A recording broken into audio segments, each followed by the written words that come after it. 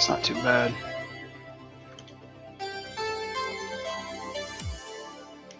Breaking off just a little bit.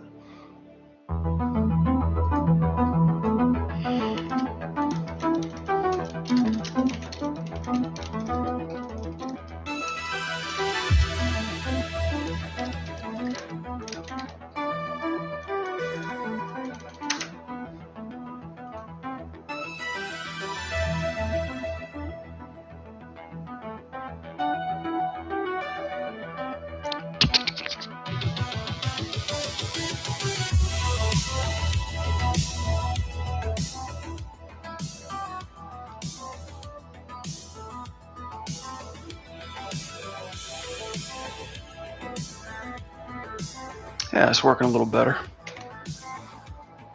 Sweet. All right, we left full streams.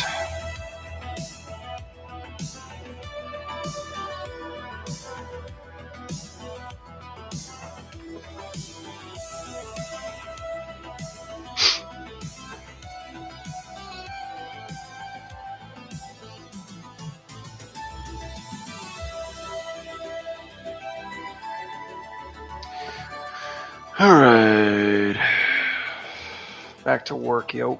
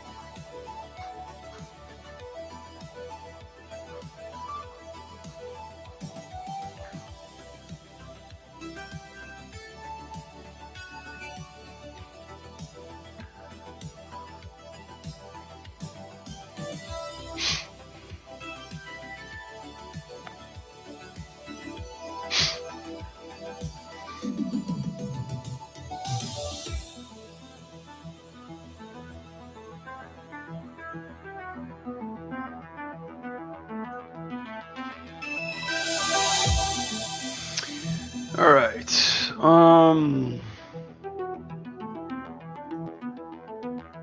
Yeah, let's get into this. All right. Let me do a couple little spike ups with this shot. I think, yeah.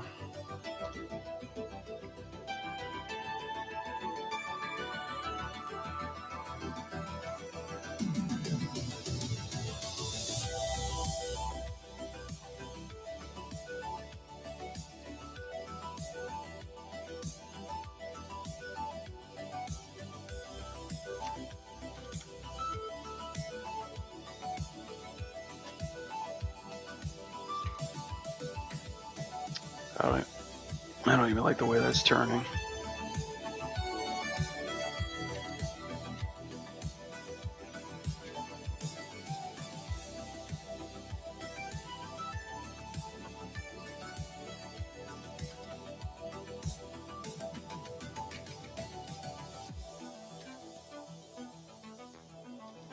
Goes way down there.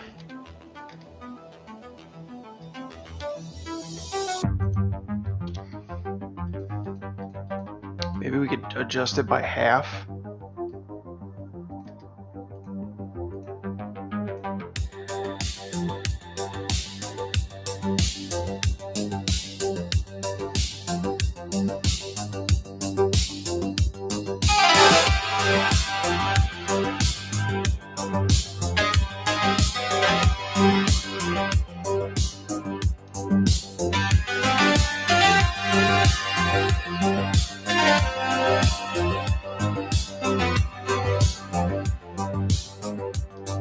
Seems to be a little bit better.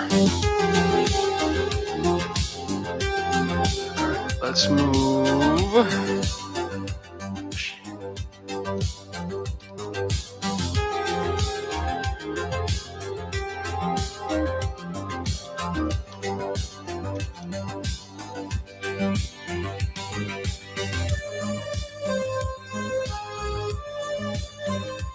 It's like, the crazy thing is I can see the difference.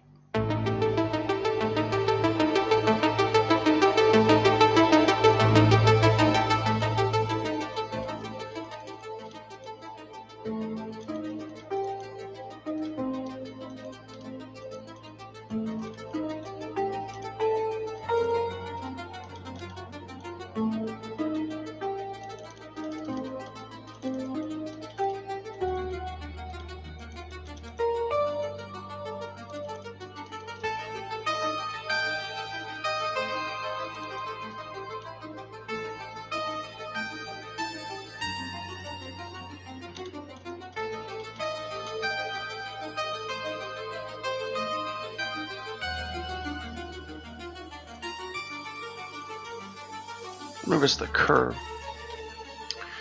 Thing is, like when you're adjusting stuff towards camera, you don't want to move things too quickly, especially going up at 60 frames a second. Shit.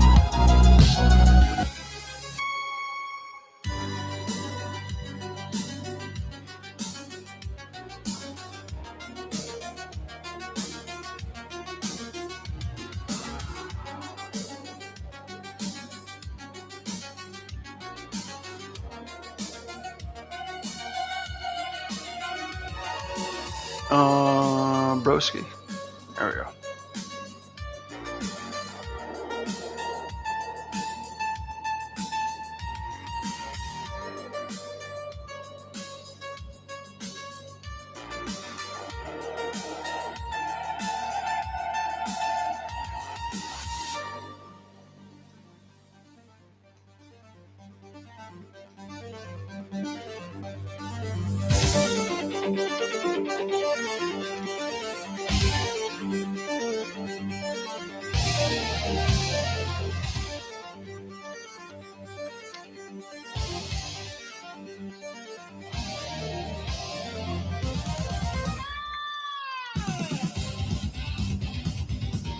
Okay, that's the spin.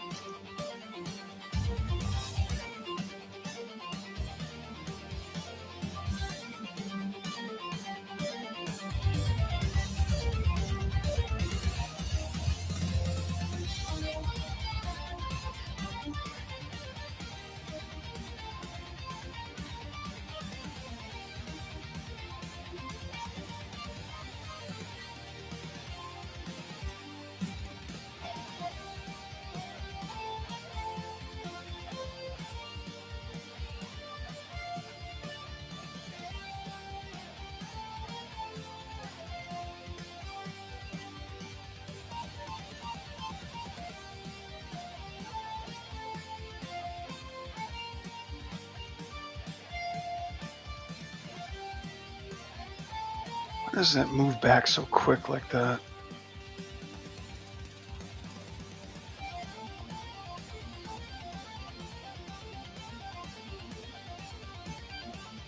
That's better.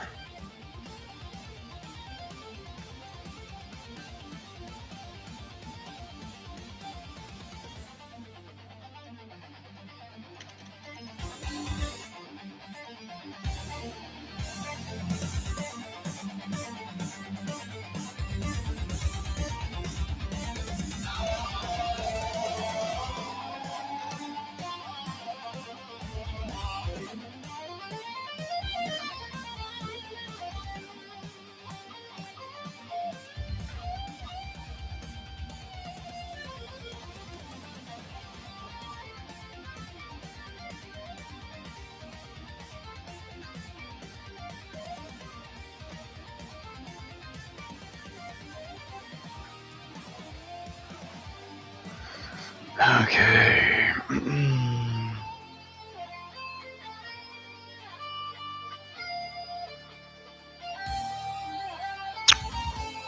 Yeah, that's right. I don't have this thing up.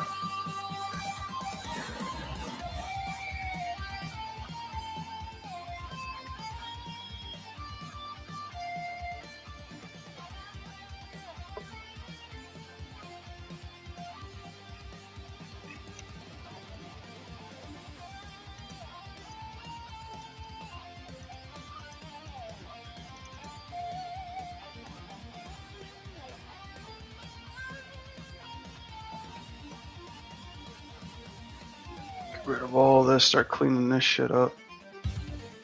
There we go.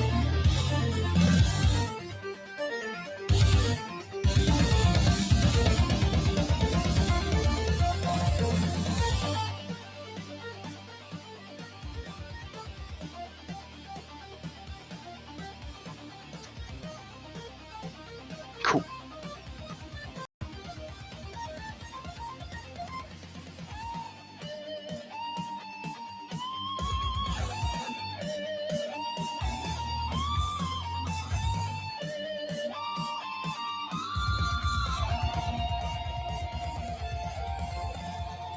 Let me grab this stuff and get it out.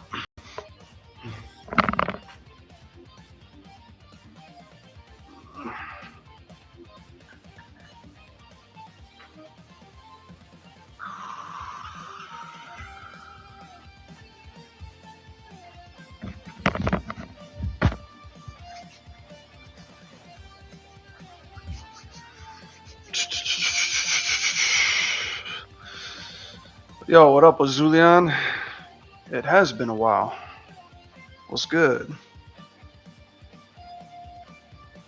Glad you stopped by. How you doing?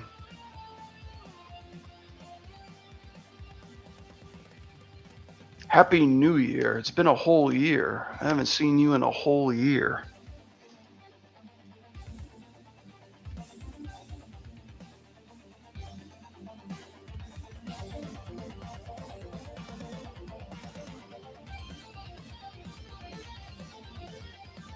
Haven't seen anybody. It almost feels like a whole year I haven't seen anybody. It feels like a whole year I haven't even streamed yet.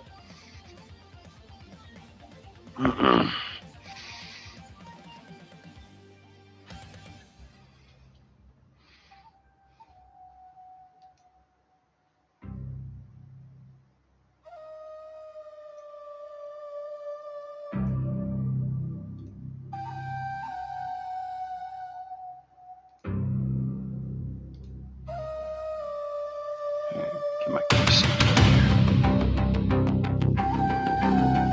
For real.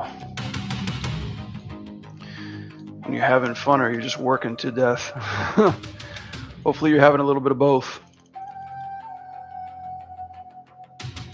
How'd the holidays treat you, bud? You do anything special?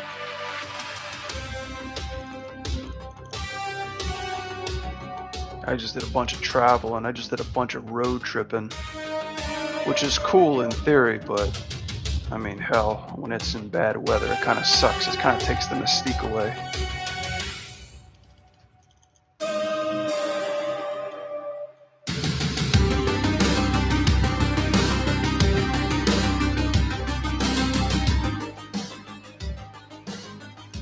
Let's see if we can break that leg.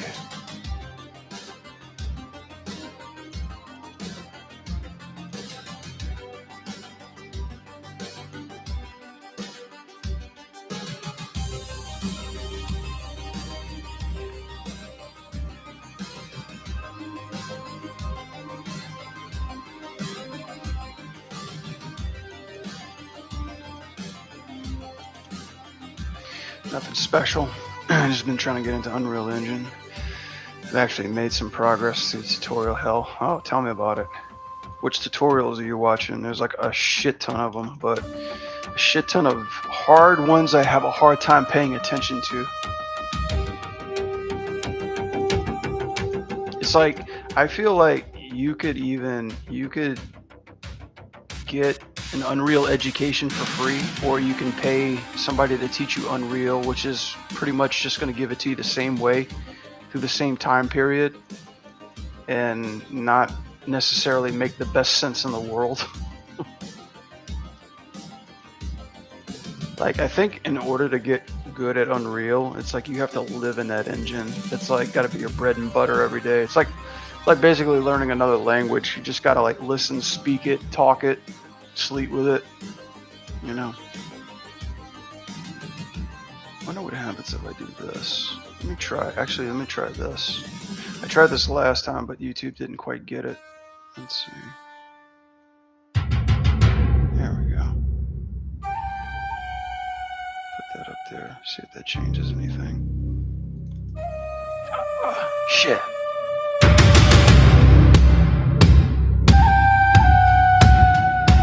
I do a little gold, but don't stick until I was working on it with a few months.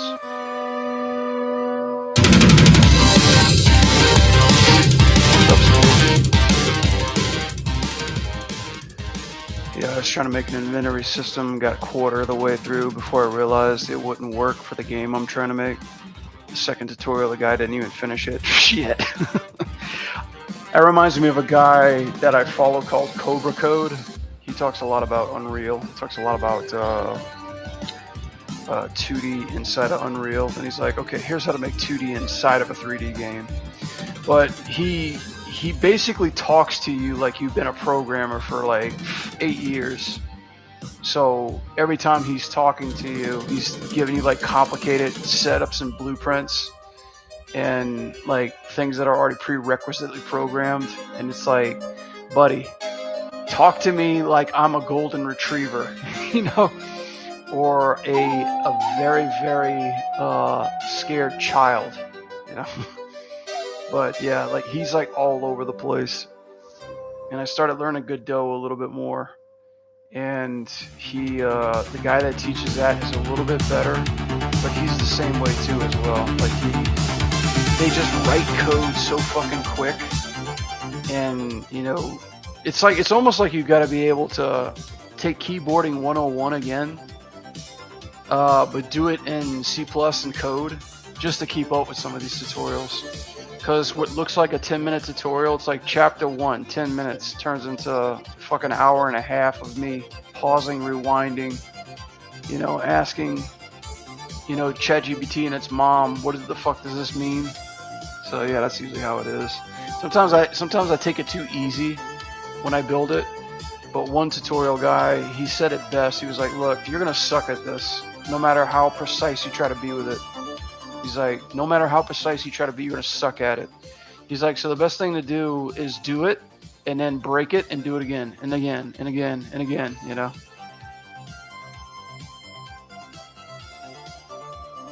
What you like about Godot is actually has like a 2D side. Yeah. It has a 3D side too. I saw somebody made a menu. Like they made a frickin' menu with it, which is pretty dope.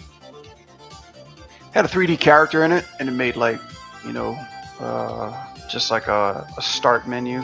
That's like always the good place to start. People like, yeah, I'm gonna make a fucking God of War video game right now. I'm gonna make a character that's gonna like kick ass, combo, jump, roll. I mean, while that's a cool idea, like just start off simple with like, here's a camera. How do I turn a camera into third person to first person? Try that. Or like, how do I make a menu pop up? How do I choose something and then have a camera go to one place to the other place, you know? It's just like really simple shit like that. A buddy of mine, he made me laugh. He said, you know what I first got started in Godot? I just made every mini game on Pokemon Stadium from N64. He's like, I started one mini game, which was like simple bullshit, like Mario Party, or just Mario Party. And he's just like, I just picked one game, and I was like, I'm gonna recreate that. I don't know how, but I'm gonna recreate it. You know, so he took his time, one piece at a time. And he was like, I'm going to do this game, do that game, do that game, and do this game. And it was so funny because he showed me his prototype before he told me what it was. And he's like, does this look familiar to you? And I'm like, nah, what is it? And he goes, yeah, it's the Clefairy game from Pokemon Stadium. I was like, no shit. So he's like, yeah, it's the same setup. It's just like it doesn't have all the beauty passes, you know, it doesn't have the fucking IP in there. I was like, that's pretty cool. So that's really cool, man. You know? Then you could sell it and then pretend like, you know, it's totally original. Because it sure fooled me.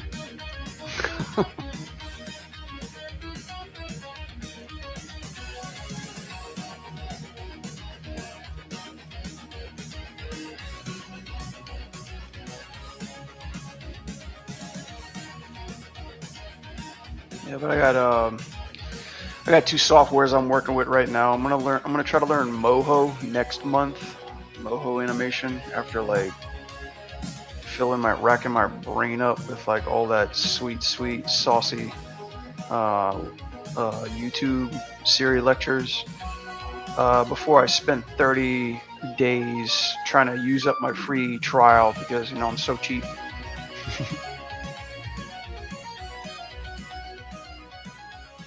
I'm a cheapskate. Yo, what up, Moon? Oh, you know, man, just trying to make the next big fighting game the world has ever seen. No pressure.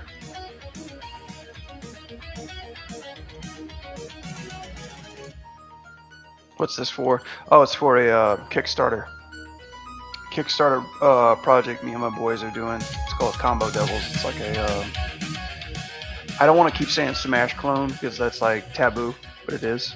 It's like a platform fighter.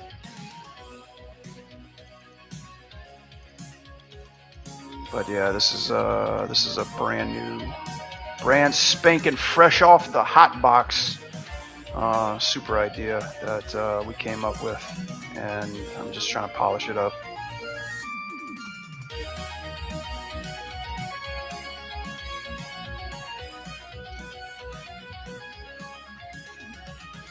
I gotta keep an eye out.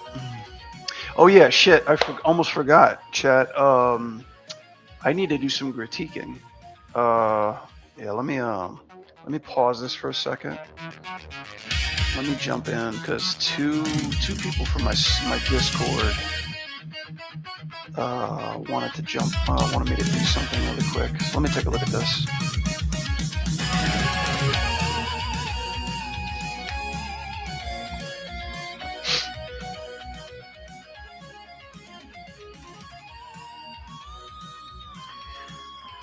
Did I sign up for the Pizza Kid Discord? Oh yeah. I talked with the developer. I know the developer. Yeah, his is a beat 'em up platform. So yeah, of course we're getting Pizza Kid out there. Speaking of pizza, man, shit, I should order one, right? Yeah, this one. Yeah, this definitely has a place on the Discord. It's not quite a beat 'em up Discord, but anybody who knows me knows I love beat 'em ups. So yeah, anything beat 'em up related, definitely. Okay, let me get to this one. Who was this, man? This is a while back. T. Let's take a look at T real quick. Mr. T. Oh no, it doesn't exist anymore. My bad. Shit. Oh wait, did I click the right one? Oh no, it's still up. Okay, T. Let's jump on there. Let's get this out of the way. Alright, so we'll say hello. I'm working on a new piece. Just finished the first pass on blocking. Any feedback is greatly appreciated. This was almost a month ago. T, let's jump on you really quick. Let me try my new streamer marker. There you go. Damn, does it take that long to add a stream marker? Okay, cool. What up, T? Thanks for dropping this in the Discord. Let's take a look. I've been meaning to get to this, but I wanted to do it more live because, you know, I hate to write up a bunch of stuff and be like, what the hell did he mean by that? So yeah, let's take a look at this real quick. I'm already very excited since it's some Kratos stuff. Let me jump into my Sync Sketcheroonie. Yeah, guys, for those of you just jumping into, I usually do critiques for everybody who wants to free-for-all it, but I'm going to start back Sunday again. I don't really do them on kind of like my production streams, but I'm going to bring back the Sunday service and start, doing some critiques for free. So, smoke them if you got them, right? We're all smoking for you. Just load them up, and I'll take care of the rest. But anyway, and be sure to leave me a tip, a good one. Let's see. Which one am I looking at right now? Sync Sketch? Okay, we're here. Sweet. Alright, see, you got a shit ton of reference, and it's here, so we're gonna look at it. That is an adorable fucking puppy.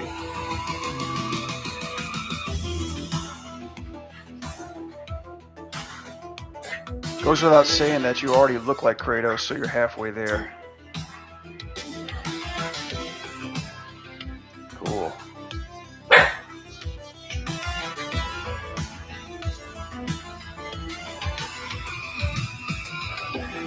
The dog's like, oh, my dad. My dad's losing his mind again. Dad's on that shit again.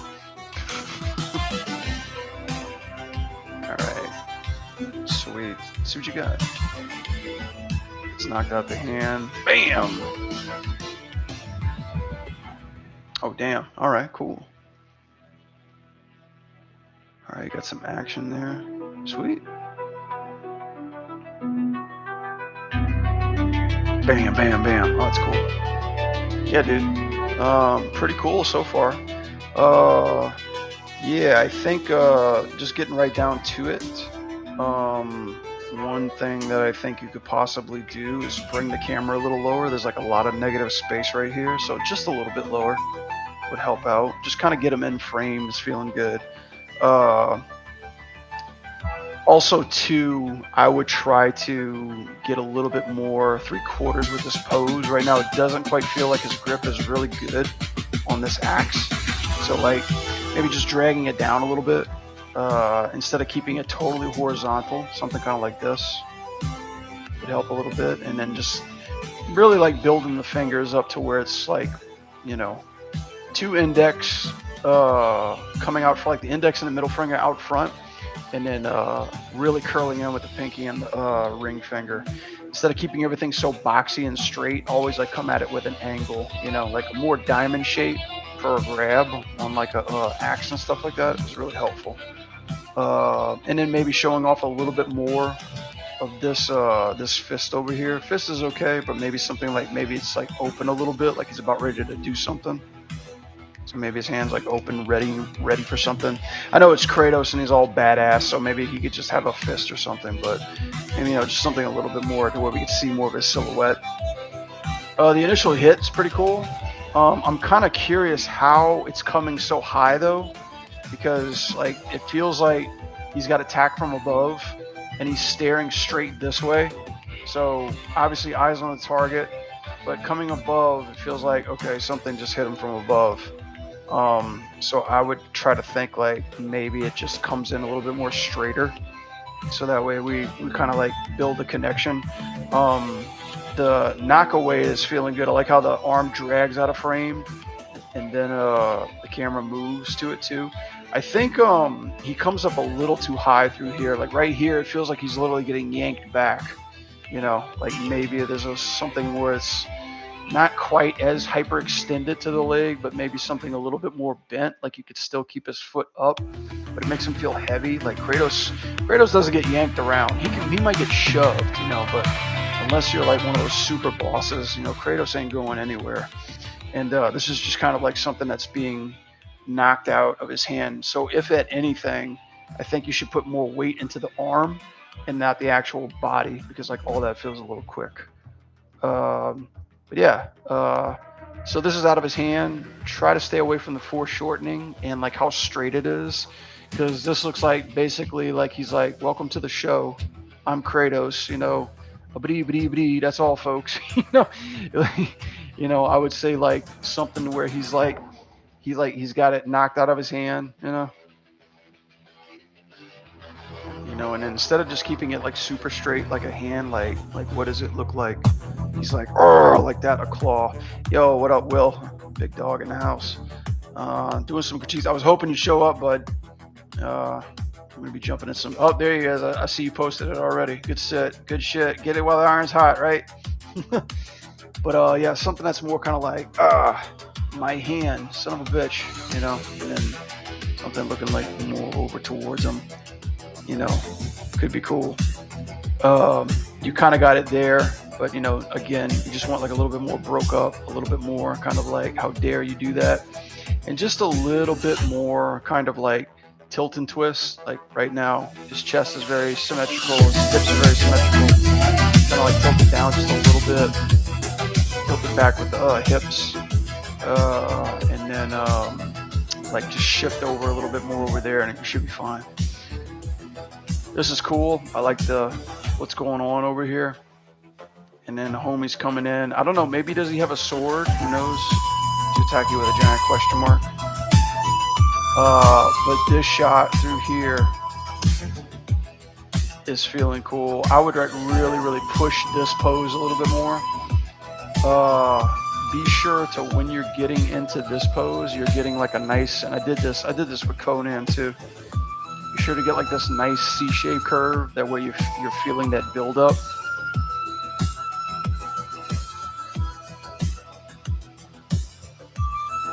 And then so that way you're having momentum being put this way. And then when he comes in for the kill, you can push it the opposite way. So you have like a C shape here, and then when he goes in for this, you have like the opposite C shape here. So kind of like the introvert, extrovert type of stuff. You're pushing that. Just really, like take some time, put like some good like power into those arms. It's okay if you have like one hand open and stuff, but like really show like tensity in those hands. You probably don't want to cover him up like there, but I'm thinking if I were to knock it back this way, really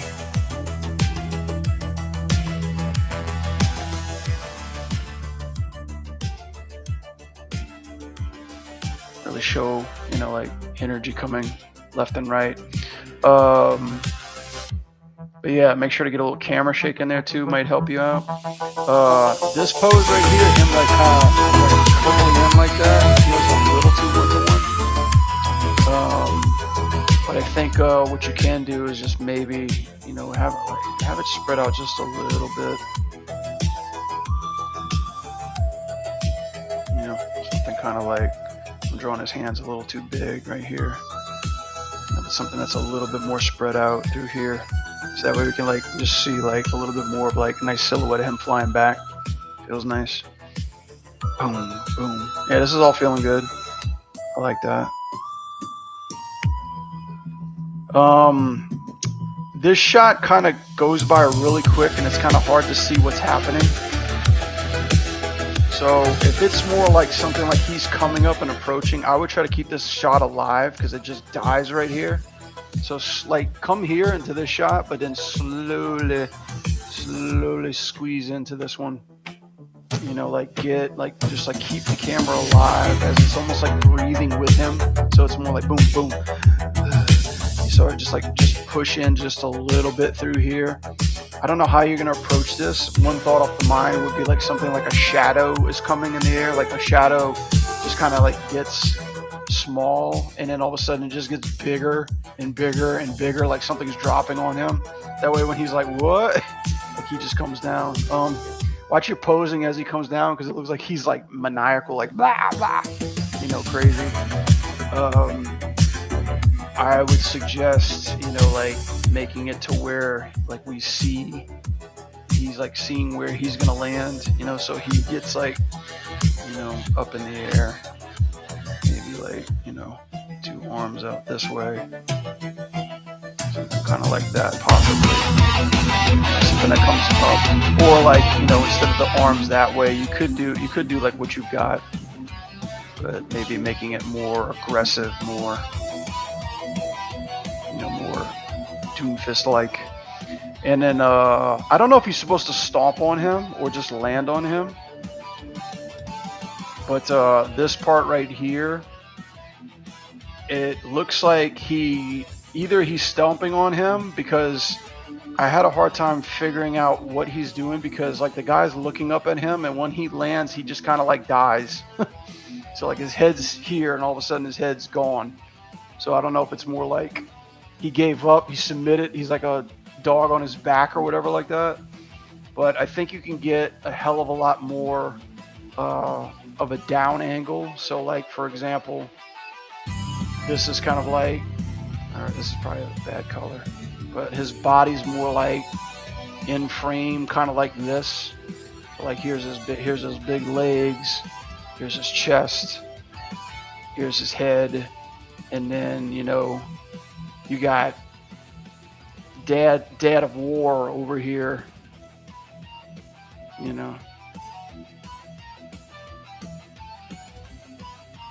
looking over him. Just a big boy, like big body, like really close up to where like it's almost face to face, having like a real hard ass moment, like you're about to get fucked up, and then you can pull out so that way he like retrieves his axe. And really think about how you can, this is a really sweet pose. So this is like the classic Return to Me, Thor hammer, God of War axe. So really like show that fucking pose off, like this is kind of like,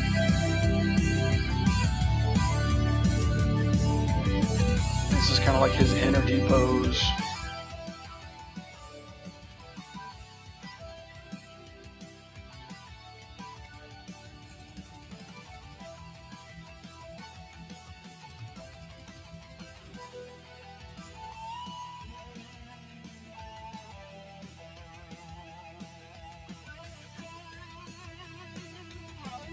And either you could have him like really pissed off looking down at him, but yeah, like really stretch out that like even if his hand's coming out kind of like this way, like really push those fingers out, like really like impactful straight arms.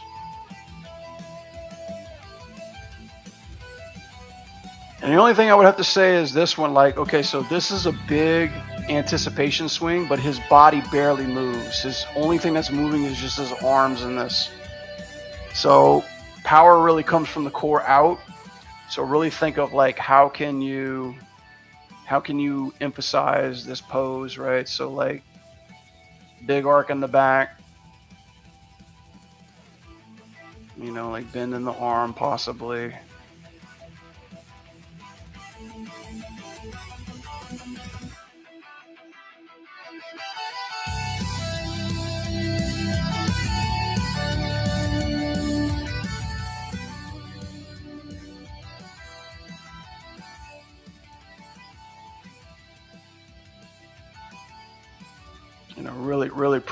Really push it and arc that body into the swing,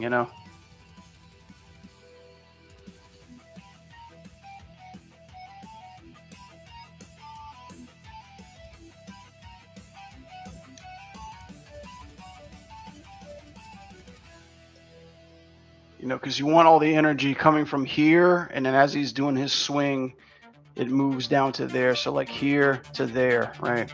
So you start out basically here, and then you come in basically through there,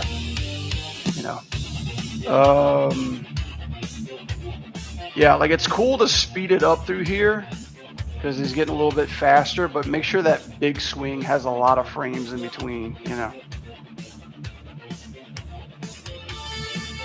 And then here too, like when he's chopping wood, we at least see the backhand. So like it's like, Urgh.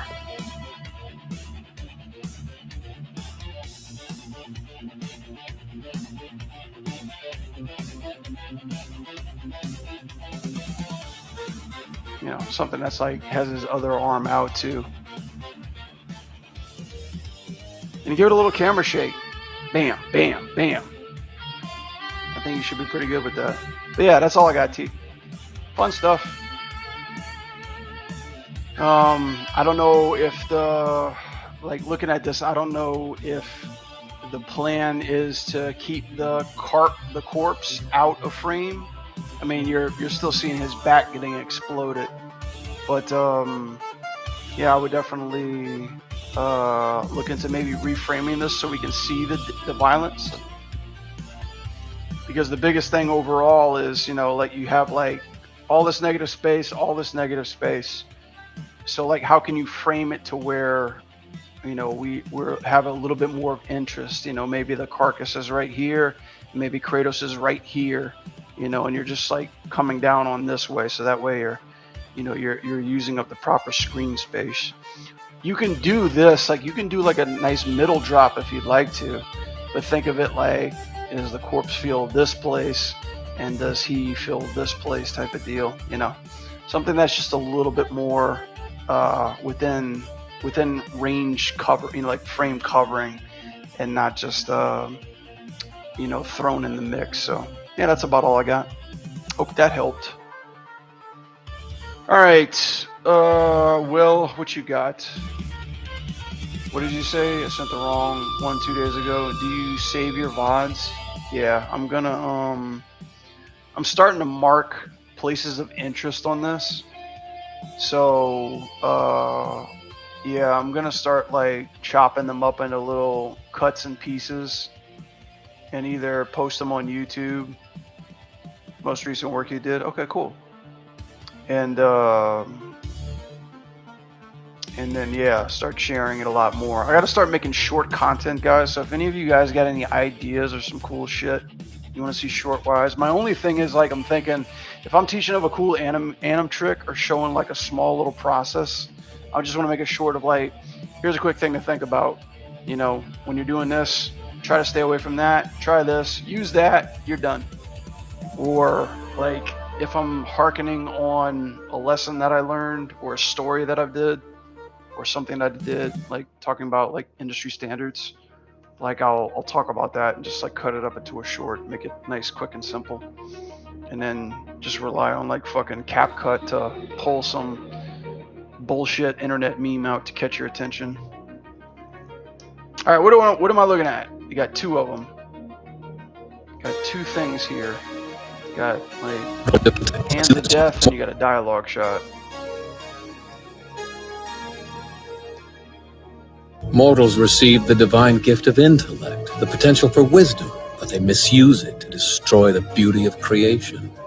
Mortals receive the divine gift of intellect, the potential for wisdom, but they misuse it to destroy the beauty of creation. You should just take the camera and slowly pan it down as he's talking, because nobody's listening to him. You're just slowly like moving down his rib cage as this is happening. Ugh. Mortals receive the divine gift of intellect. I'm joking. You don't need to do that. That's like the quickest way to get like cut. Mortals receive the divine gift of intellect, the potential for wisdom, but they misuse it to destroy the beauty of creation. Cool, man. This was a really cool clip. I like how you even got like a background. You're thinking about all that stuff. Oh, you got an ad. Okay.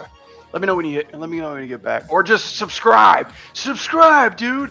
Help a brother out. You know, I'm trying to pay the bills. You know, I'm babysitting a dog. I need dog food. I need Pampers.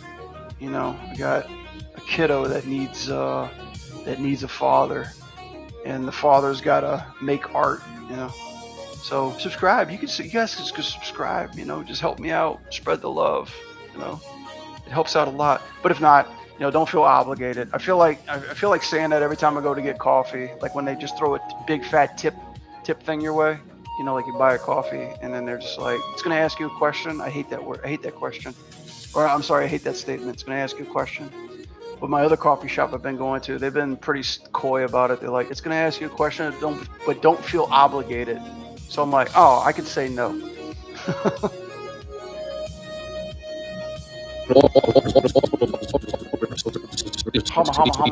Humma. Okay, probably got like one of my 5-minute ads. Let me actually look at the other one while you're adding it up.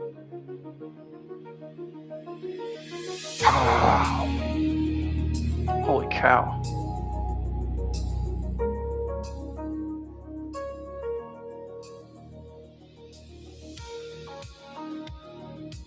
God damn, this is a lot of animation. Boost your eyes to the facial position.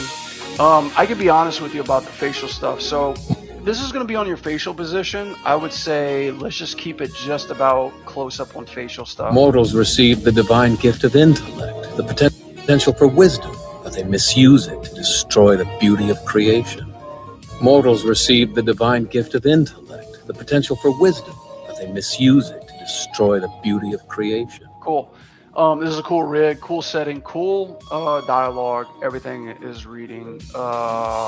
It's got like a very appealing, flavorful storytelling moment. Just looking at or listening to it for the first time, there's a couple of parts where his lip sync is off. Mortals receive the divine gift of intellect. Especially right here, the divine gift of intellect. Mortals receive Mortals is good. Mortals receive. So the receive part feels like a little kind of like teethy. Receive through here. So like the big thing is, and this is what I kind of learned at Blizzard too, is just kind of watching the shapes of your vowels and what you're doing with the lips. And if like things tend to stay this length in this size for a couple of words in dialogue, you start like losing like that pliability when it comes to like pronouncing words. You kind of want to like focus in on the spacing of like your corners when you're coming in and coming out, you know. So mortals even through here, mortals, like I think more is coming out a little too soon, and you might want to just hold on that M just a tad longer. So like mortals like that, like mortals. The M kind of like comes a little too quick through Mortals here. receive the. And in this part, when he goes receive, receive.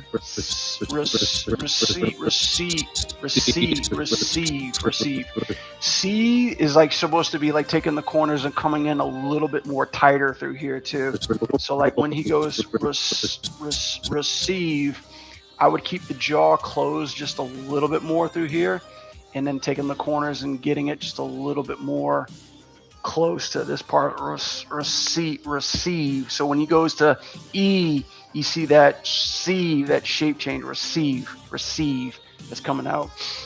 Was it not seeing the V's on the receive or the divine? Yeah. I think that's like receive the divine. I think like especially here, like this part right here, the is hitting correctly through here, but the divine is coming way late. Like this part where he goes the divine, the jaw needs to get a little bit closer. The divine, I would expect the jaw to be a little bit more higher through here. And don't beat yourself up about this, because the thing is, and I got lost in this too, this character has a long face. Like he's got a long outstretched face, so like his jaw just by default is pretty fucking huge. I don't know why I'm on black, but it's really elongated. So the smallest adjustment that you're making to like the open jaw part is really going to show. So try to hold back on the open jaw vowels, unless he's making something like really big, like a ooh or a ah, you know, like just something really emphasized. Because right now his whole tone is pretty mellow. It's just like divine gift of intellect. The divine gift of intellect. Like I almost seem to think of that whole part, intellect, would probably be the longest his jaw is going to be. So just watch out for that. Receive the divine gift of intellect. The divine gift of intellect. Gift is not reading to me. Yeah, like this part just kind of feels like an F, like divine gift, you know. And what you want to have is like another part where he's like guh. You gotta have. I see like it's like the guh and it's been a while since I did a lip sync too. So like the guh, I think the tongue is hitting the bottom of the jaw, but you got to have that guh, guh, guh. Like you got to have that jaw opening. Yeah, yeah, yeah, yeah, yeah. You know, you have to have that ift. Gift through here is we need to see a little bit more of that bottom jaw coming through here. That gift. And then that part right here, you end it on this vowel right here, the F, which you got right here. I just think it comes a little early. Gift of intellect. Gift of intellect. And then intellect, like I see you're trying to do it with the tongue, but again, I think the jaw needs to come up to go the int. The tongue hits the top of the palate, which you've got. In, but this jaw needs to come up through here. So you need to have something to where his mouth is coming a little closed to where you're like in talek, and as he opens it again, so the jaw comes into int and then he has his tongue here to L, to intellect. So that's like kind of something you need to watch out for. The gift of intellect, the potential for wisdom, the potential for. And then through here, you hear 10 through here, but his lips are closed. So some of this is coming a little too late. Some of these vowels, so just watch out for that. One a really good piece of advice that Hunter Grant, my supervisor on Blizzard, gave me. He just said, think of like doing your dialogue, your audio dialogue. He said, but then take all your animation. Sorry, I thought I heard something bang. I just went back there. Like, hey, let me know if somebody's trying to come up and kill me, chat. I'm relying on you. But he always said, like, take all the dialogue, the animation, and then move it a frame earlier. Because we think about it as we're talking, we're basically like we're morphing our lips into what we're trying to say, but what we're saying is coming out like a frame beforehand. So it's like it's always good to like move it back by one frame so that way it's pronounced. Like it feels like when you're watching it in real time, it feels like it's genuinely coming out at the right moment. That's not to say animate everything and then move it back one frame, but he's like just project it before you're making a new shape, you know? Exactly, yeah, you're making a shape before the sound, exactly. The potential for wisdom. Sorry, is this music like drowning out the dialogue? It probably is. My bad, guys. Let me know if the audio is like all jacked. The potential for wisdom. For wisdom. So again, through here for wisdom, and he's still kind of in the whoa. So just double check to make sure like everything's like not too late. For so like wisdom for wisdom. This part whiz should be coming out a little bit sooner. Wisdom, but you got the good M right there. M. Wisdom, but they misuse it to destroy the beauty of creation. Wisdom, but they misuse it to destroy. So this part we need to see that those teeth that's coming in. So this part's pretty good. Misuse it. Try to also too for like the ooh or the ooh sounds or the u. Take a look at the lip shape too, and then try to get that O shape in there too. No matter even if it's like small. So right here, you know, like your lips kind of come a little flat and they kind of fall under like a or E kind of shape. Try to see if you can't pucker it up just a little bit more through there when you're like misuse it. Use it to destroy. And in this part where it says it, like I see him opening up his mouth and his lips like it, but you got to have that it. We need to have that jaw come back and either clank those teeth together or hit or like close them a little bit sooner. Okay. Right. This part's good. This it, but you need to have that through here. So bringing that up a little bit more, bringing this a little close. Misuse it. To destroy. And then watch that tongue because the tongue's still at the top. he knows to use it to destroy.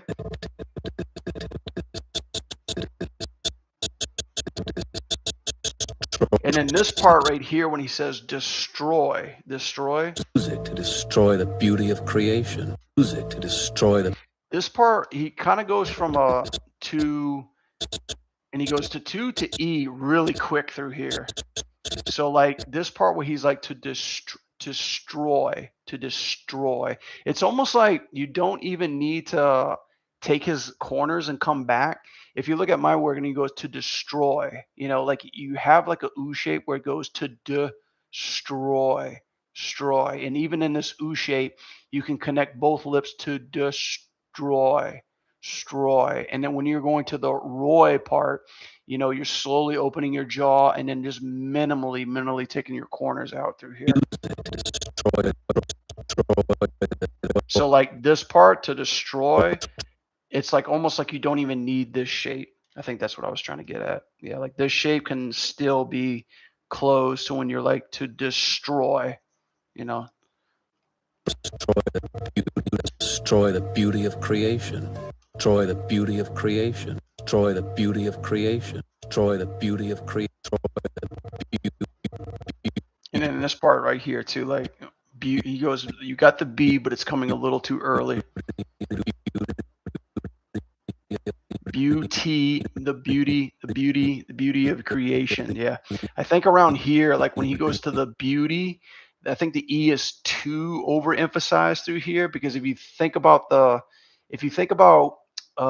tone in his voice, he's not like overemphasizing it. He's like to destroy the beauty of creation. You know, it's more like to destroy the beauty of creation. You know, and if you look at me when they're like to destroy the beauty of creation, like you're barely even seeing my teeth. So like just taking the lips and then minimalizing them a little bit.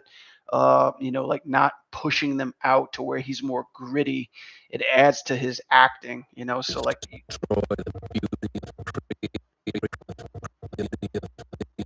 especially through here, like the beauty of creation, you probably only need maybe like this much into his lips, you know, to where you're only just seeing a little bit of that. He's not like pushing. Don't see his lips coming together for the M in misuse. But they misuse it.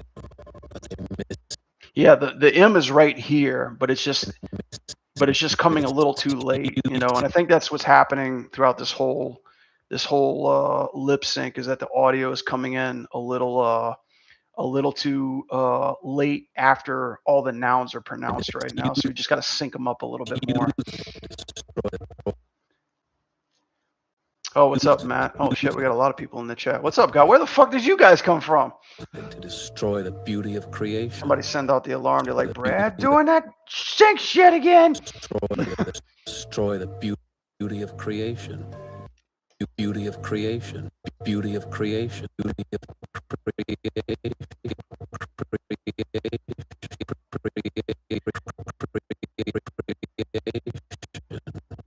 creation. Yeah, this last part. Creation's really good. Beauty of creation. Beauty of creation. Beauty of creation. Beauty of creation. Beauty of creation. More. The beauty of creation. The beauty of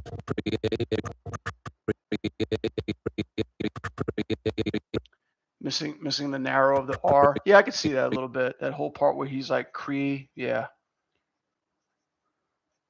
Probably just like putting it a little bit more creation. Acting wise, it's a great start. The only thing is, man, like his eyes are just like staring here the whole time. And mortals receive the divine gift of intellect, the potential for wisdom, but they misuse it to destroy the beauty of creation. There's no really eye darts, you know. There's no really kind of like blinks to kind of like go internal. I know he's looking at this globe that he's making. I think what could help is, and this is just acting choices that I would try to experiment with too, because like so far, like everything that's like, this is a really cool, funny pose right there too as well. That should be my profile. But I think like he does a lot of this with his armies, like mortals is he the beauty, like, and he's just constantly going up and down. And there's a globe, right? There's something of interest that's catching our eye and catching his eye too. But the more that he's going up and down like this, it's almost like the globe is full floating and his arm is floating with it. So like he's more kind of like rocking back and forth. And I think if you just like kind of contain that a little bit more, where he's like mortals perceive the beauty of creation. You know, it's like I think that just gives us a time to like focus on him and not all movement, because what we're attracted are is to movement, you know. So it seems a little bit busy. Um, so yeah, I would say like pick some good parts like where like we're holding it, and then like as he moves into the fist, he comes in for like a nice good move through here, and then like as he comes back up, like he can you can minimize like his big moves with just like small parts where it doesn't have to be his arms or his chest. Like he can come in with like, but they just like, what does he say at the end? Sorry, I'm trying to Destroy the memorize your beauty. dialogue. Use it to destroy the beauty of creation. Yeah. It's like destroy the beauty of creation, and it's almost like you don't even have to move the arms, but maybe just the fingers or something, like destroy the beauty of creation, like just minimal stuff. Because I like how he's coming, like how he goes internal when he starts closing his eyes through there. I almost think like you can hold it for a little bit longer. And he goes, mortals, they don't perceive when destroying the beauty of creation. And then you can have that realization at the end where he's like talking internally. And then as he's opening his eyes up and realizing like the beauty of creation, like just something like really subtle and simple like that. Um, and it's interesting because honestly, I don't know what to submit for facial specific only animation reel. Obviously, yeah, Brad, facial animation, duh, with the lip sync and stuff like that. But it's like, as far as performance goes, I think if you really, really, really want to make a scene or something specifically for facial animation, I would say like, oh, you got hit with another ad. Subscribe, Will. Subscribe. You can do it. You can do it. um, but I would just say maybe I'd say like either you could do like something that's tighter, like even something as simple as a guy with his hands behind his back lying on the bed or the grass and just like start talking to himself like, yeah, something like that, where he's not really like moving too much. If all you're really trying to do is just emphasize something on, hey, I can do facial and dialogue and and lip sync and stuff like that too as well. Because the other thing too, you got to think of, Will, is it's not just facial animations, not just talking. Like our facial animators, they don't just do talking. We don't just do dialogue. They do everything. Like they do the eyebrows, they do like the nostrils, the breathing, the eye darts, the blinking, the cheeks, all the muscles that are connected with it too. Like where they really get in on like the whole performance of the face itself too. So like that's what I would say. Like really, I would say if you're just saying like, okay, here's a facial position, you have like 2 weeks to apply, go, and you're like, oh, I got to come up with a facial performance of some kind. I would say minimize it to just like, hey, this is like a facial performance, and not be like, here's like all this stuff with this body, like moving, walking, talking. I wouldn't say try to use that time to your advantage for really, really nailing like a facial performance. Like even if it's somebody who's struggling, like maybe it's somebody trying to breathe or like, like something like that, or freaked out, like just, like, oh my God, or just something like they're thinking internally. And then almost like have like maybe like a dialogue that's like an internal monologue, like almost like if say if you were to listen to this. Received the divine gift of intellect, the potential for wisdom, but they misuse it to destroy the beauty of creation. It's almost like a day in the life of Zeus, right? He's not saying nothing, but he's just looking around, and you're seeing slight expression changes. That could be something too. Just my 2 cents. I would try to narrow it down to just like, we're looking here and not here. Like hey, bub, eyes up here, buddy. So that's all I would say. But other than that, dude, like that's a really cool piece. I haven't touched a piece of dialogue in months, man, months. I'm long overdue for one. But yeah, man, it looked cool. Look at this crazy shit, guys. Hot damn.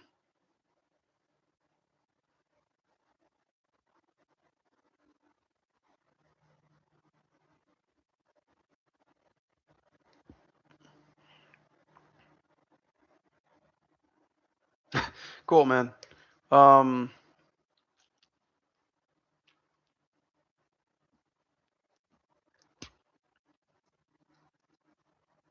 this is cool. This is a lot of action. One thing I would suggest though, like when this is a lot of cool stuff, I would really try to watch the parts where he's settling through here. Like some of this, like especially through here, like this kind of stuff right here feels a little symmetrical and it feels kind of like a little odd, like it almost kind of feels like his elbows are coming in like this way, like when he's coming to settle through here. I'm just kind of think of it like looking down how like he's coming to this halt. It almost kind of feels like his elbows are going in. It almost kind of feels like we need to keep him out a little bit longer and not too far straight up. That would kind of help with being so symmetrical. This part where he comes to this settling too, I think there's a little too much through here. It almost kind of feels rubbery, like a little springy too. I think like just coming to a nice settle, like think of it like where he's locking his shoulders, his elbow, and then his wrist, like you just want something, like compact, bracing before shooting the gun. And then some of these gunshots, I think, are a little too far, too extreme. Like I see the gun, like, and I felt this too. I felt the gun like really repelling before the bang actually occurred too. So I would say like really kind of like reduce how far they're coming back. I'd much rather see something like a little bit more kind of like boom, boom, like really quick and really tense when you're doing this kind of stuff. Because once you get into the crazy stuff, like that's the most exaggerated stuff. And that looks cool. And I think the contrast between super exaggerated and like really superficial intense is going to help with this shot too, as well. Um, this is a whatever this is really cool. I didn't quite read the. Well, okay, I'm gonna get shit for this. They called magazines or clips. Yeah, I didn't read the magazines being shot out through here. I almost think that maybe you could push it out a little bit further, and instead of just going like wham like that, it's more like, like they come out and just go like click, like something like a little bit more tense that way.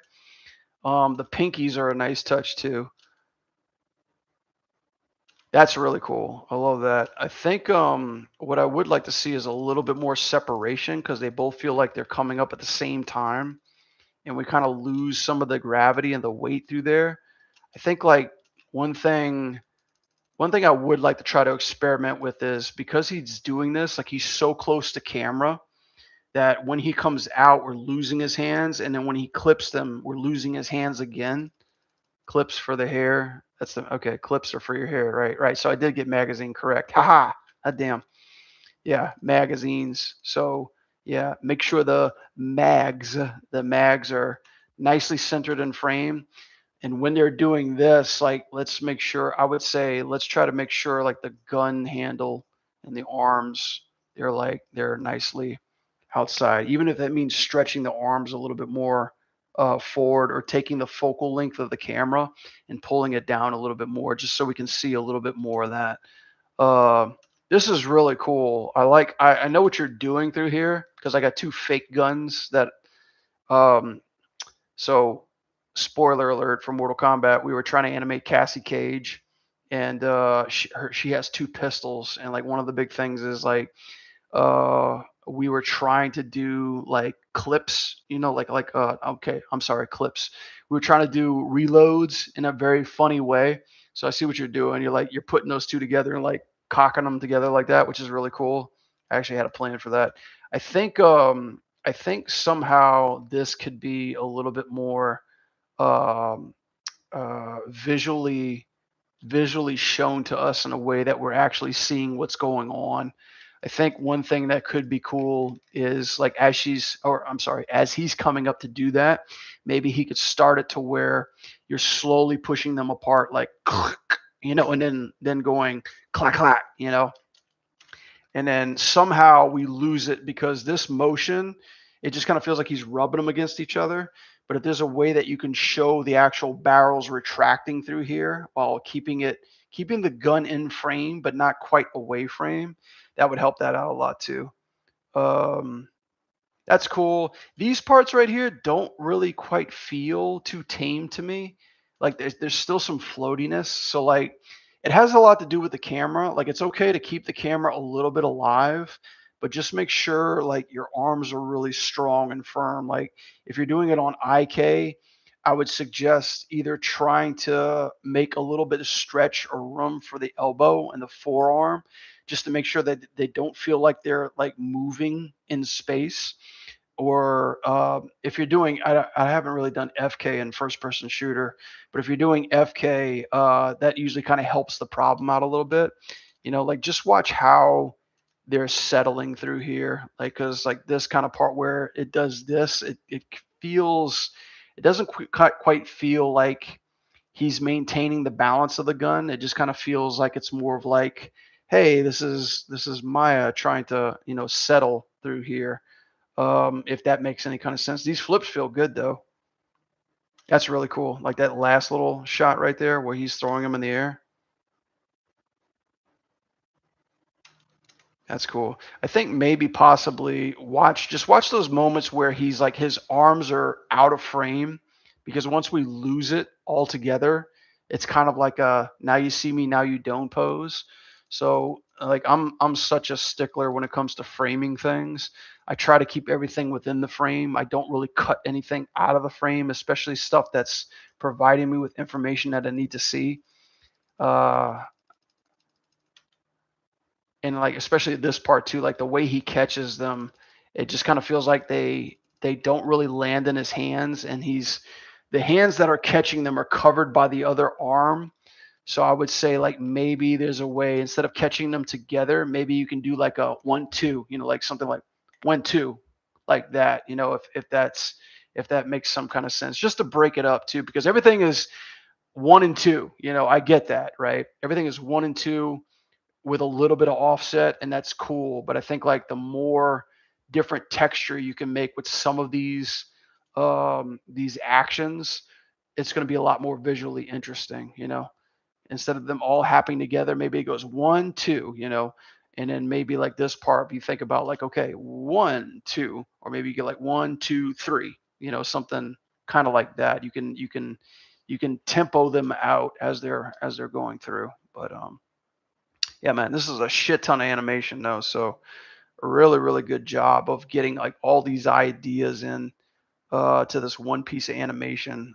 This is really cool shit for like a first person shooter or like a video game like that. That's gonna that deals with that kind of stuff.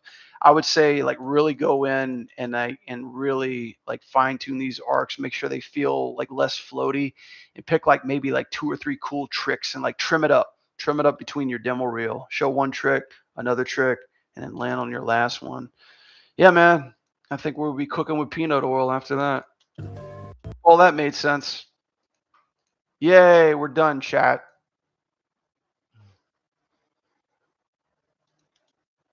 Overall, the dialogue shot is good. I mean, just like it needs a lot. It's missing a lot of like vowels. Like it's well, not vowels, but it's like for me when I watched it, it's not really like I don't feel. Oh shit, I just lost it. Let me see. Like I don't feel the vowels and the sounds connecting when they should be. So if you go back and watch them, if you go back and watch like my review, Mortals receive the divine gift of intellect, the divine gift of intellect is feeling all the potential for wisdom, but they misuse it to destroy and like the whole misuse it to destroy. There's like a lot of over exaggeration through the beauty of creation. the beauty of beauty of creation comes in a little late too. So there's a lot of shapes that you're doing that are coming in way too early before the sounds are being made. So you need to blend those a little bit better. Jallo second. Is this the same Jallo or is this Jallo 2? To me, it kind of feels like a video game animation like Baldur's Gate, but not a film animation. Yeah, it's a very characterized character. But Will, I don't know if you were here when I was talking about this too, but when it comes to facial animation too, make sure that you've got like the eyebrows and the eyes and the cheeks and the nose and all that stuff. It's not specifically lip sync. You know, really, really pay attention to the face animation, all of it, just in general. You know, I got banned for Mortals doing a receive the woman joke. divine Got hit gift with of a hate speech intellect, the apparently. potential for wisdom, I hate but they those. misuse it to destroy the beauty of creation. Yay! But yeah, that's about it. But yeah, man, keep it up, dude. They're still hiring. Like they're still going through applications. I think we probably got like another week or two before before we're actually closing in on a few potentials. So yeah, get them in quick. Will get that stuff in quick, brother. A year ban, Jesus. What's up, everybody? Thanks for stopping by. I'm Brad Pashot and my what do they call it? Band of merry men and women of animation. How you doing? Nice to meet you. But yeah, good stuff though, guys. But yeah, I'm gonna be back on. I'm gonna do the Sunday service. I'm gonna start like picking a couple things on the shot feedback. So if you guys want some reviews, put them on my Discord. You know, put them on my Discord. Put some shot feedback. I'll do some live reviews and start getting my whole media presence popping again.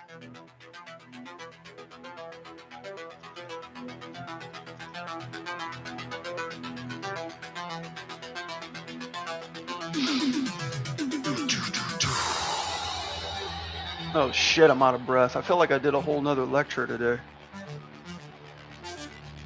Yeah,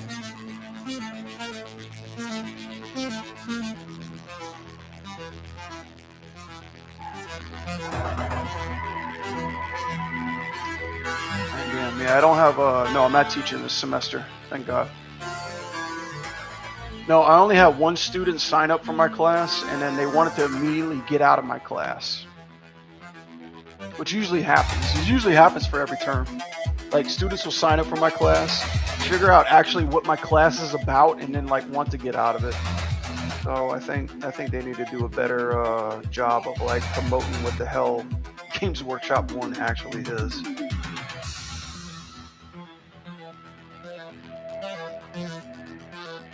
Successful. What am I teaching? I was teaching Games Workshop, which is basically like gameplay animation.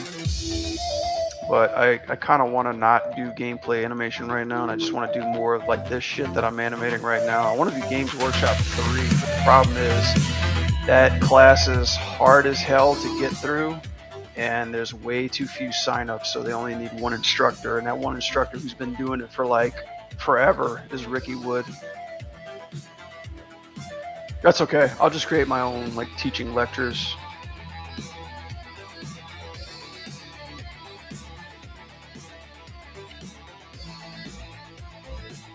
But I do one-on-one services, like I can teach you anything. I can teach you how to weld. I can teach you how to change a tire. I can teach you the alphabet. I can teach you keyboarding.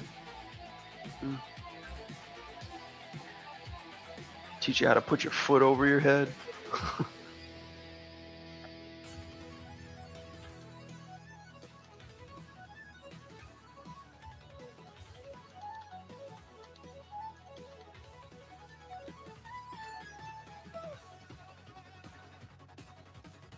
Is this AI? No, your mom's AI.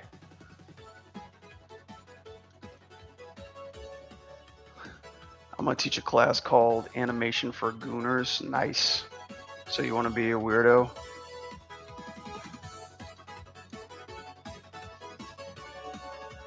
Can you do all that stuff yourself?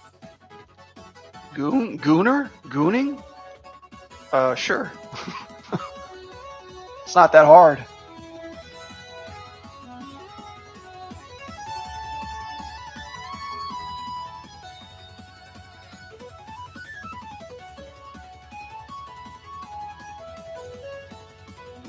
I got something for you. Hey, Jalo, I got something for you.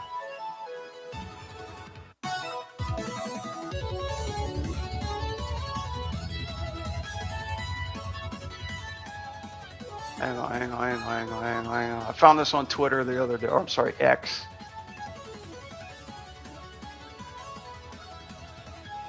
This makes me laugh every time.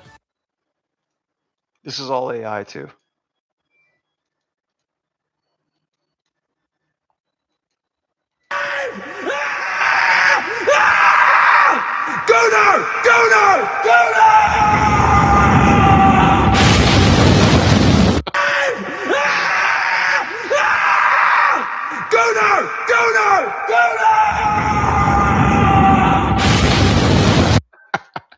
Ah, shit. That's what Jalo. That's what Jalo teaches. Don't think that's AI. I know, right?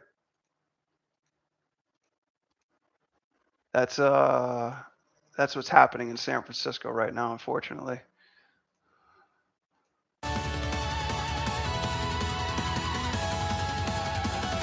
Don't think it's AI. Yeah, I know. The guy just watermarked it. He's got his name's Sora. There's a guy on the internet. He's pretty popular right now. His name is Sora. He's like watermarking all his videos. It's driving me fucking nuts.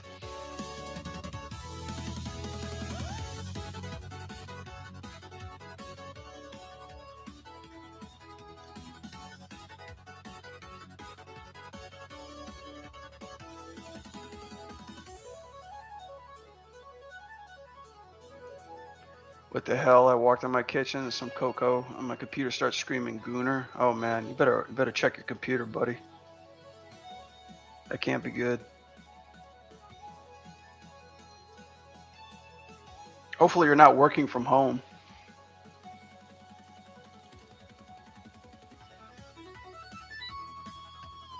That'd be really messed up if you're working from home and you just heard that all of a sudden.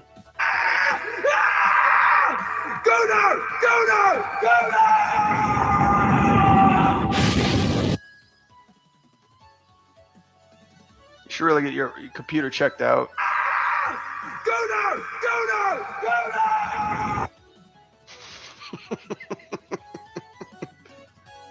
I need to turn that into a sound bite.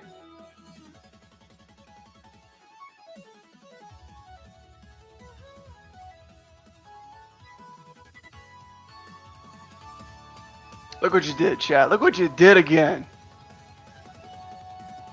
Wonder if YouTube picks it up. YouTube, I'm probably gonna get a ban for that. YouTube's like full of Puritans.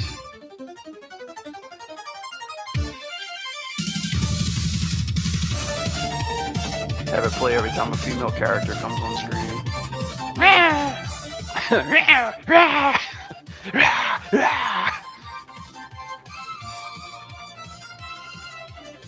Every time somebody subscribes to my channel, I'm gonna play that. I'm gonna play that video bite. That's gonna be our new chat entrance theme.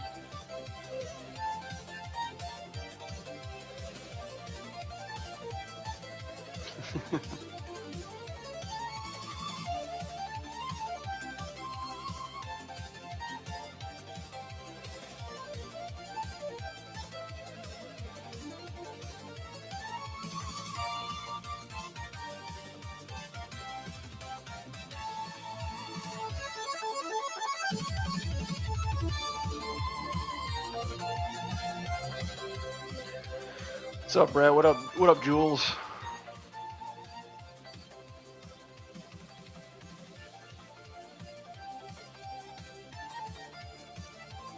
Easy way to scare the new subs.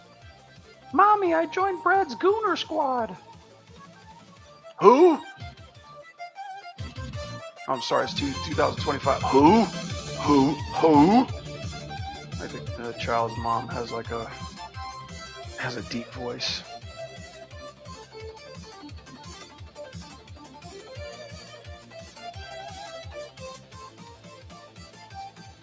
You act like the parent's gonna know what the Gooner means.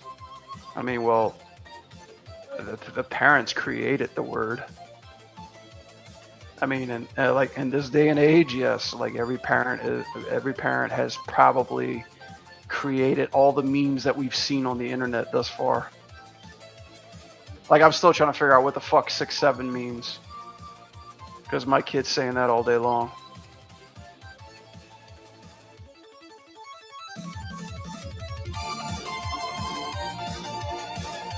I was gooning before you were born. I think that's one for the grandkids, you know. Old Papa for show. You know. Let me tell you about my gooning days.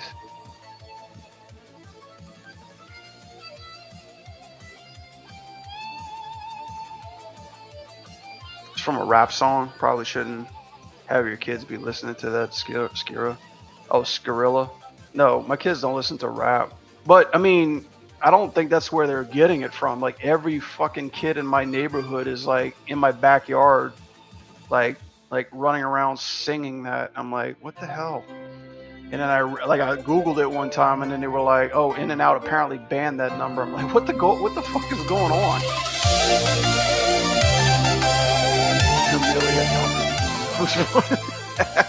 That's a good one.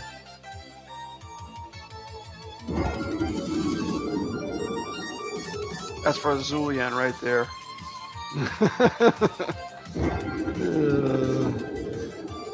Welcome everybody. What's up, people on YouTube? People on YouTube, they're like, just let me see the animation, please. I think my playback is working better this time. Yeah. Figure out the OBS settings. This is a personal project? No. This is for a video game that's coming out. Well, not coming out, but being kickstarted by early this year. You merely adopted it. I was molded by it. Caressed by it. Suffocated by it. I was moldy and moisty, and I didn't even see the light till I was a man. Till I was a man. Why does it sound like Gonzo all of a sudden?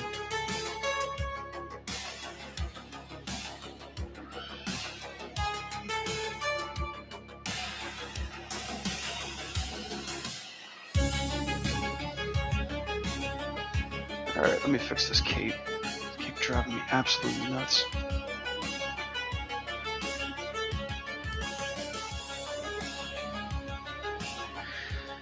Did I get a chance to watch that new Name Game Plus? What?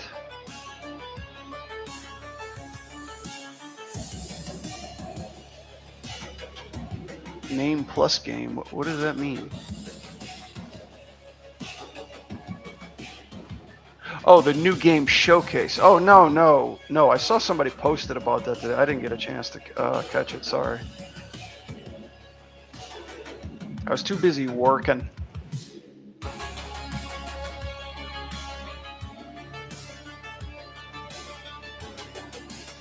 Yeah, I was too busy doing adult shit. I can't stand adult shit.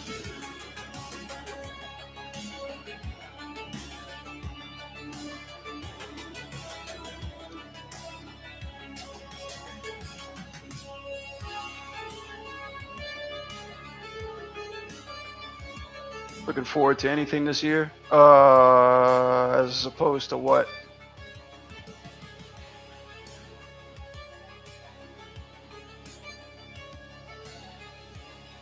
Gaming wise, blah. I don't know. GTA 6 maybe? If that's ever gonna come out.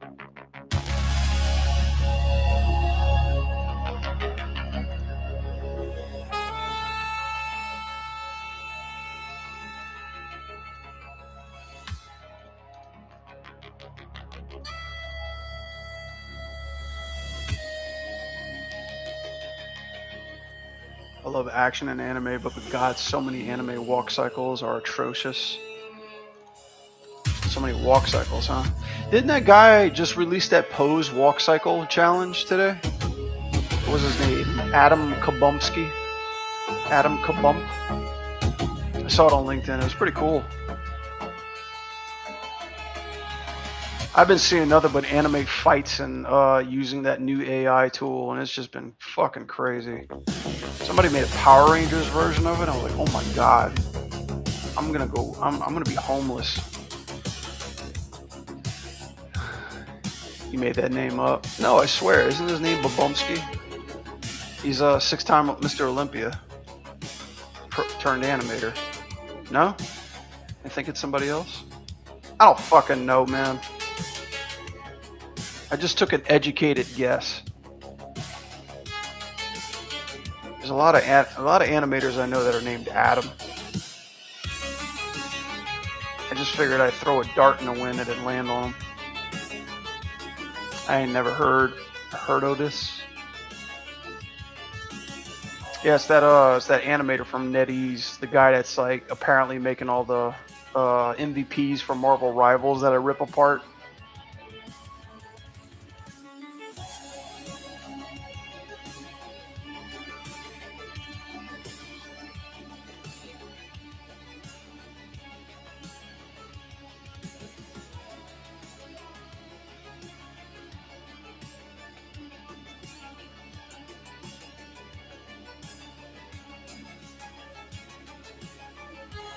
Adam Turnbull. See, I knew it was an Adam, but I just put a B in front of his last name, Burnbottom.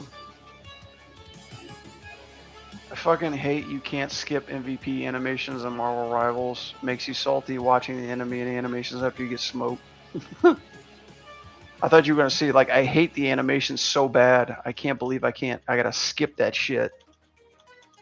The art is so god awful, man. Why are they torturing me to watch this? I actually think it's pretty funny. Like, if I could do that in the games that I make, I would love it. I would love to like drive people crazy with like forcing them to watch my hard work that I've done over the past 6 years. Even if they'd like to skip. Like, skip disabled. That's what happens when you're a toxic player. Skip disabled. Thanks, Matt. Yeah, Adam Turnbull. Yeah, I saw his post recently. It looked pretty cool. There's like, how many people submitted for that competition? Like over 300 or something? I want to skip as fast as possible to start another game, but apparently they forced the animations to sell more skins. Yeah, man. That's how they do it. I did a review of the Avengers trailer last stream yesterday. I ripped that one apart too.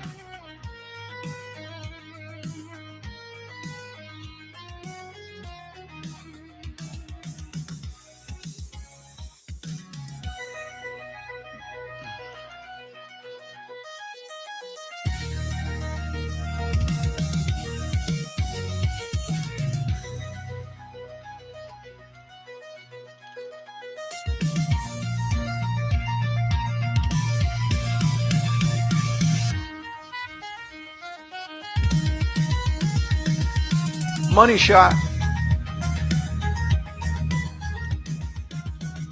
Gooner shot. The Gooner shot.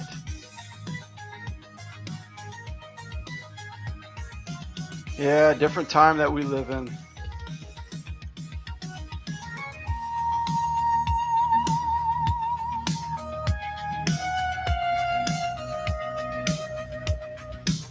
Have you played Rogue and Rivals yet? Have you tried her out?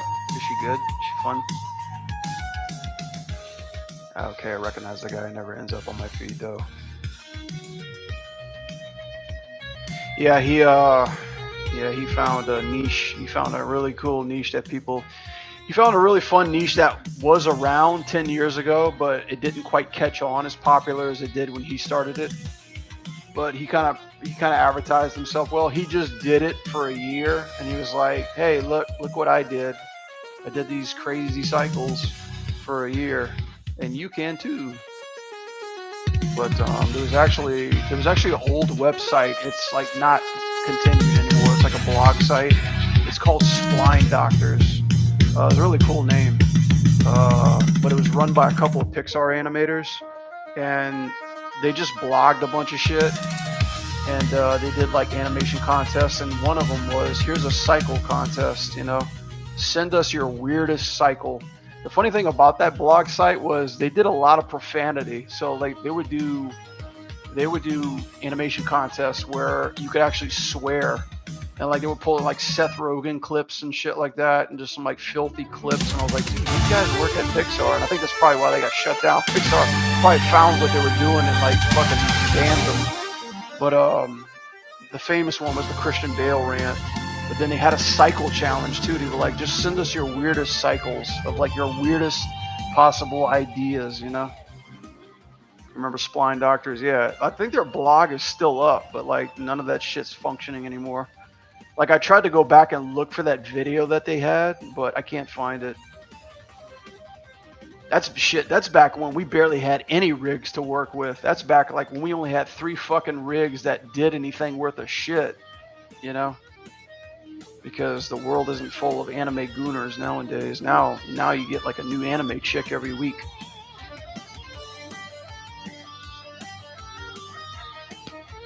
Still have a bookmark for it. Malcolm.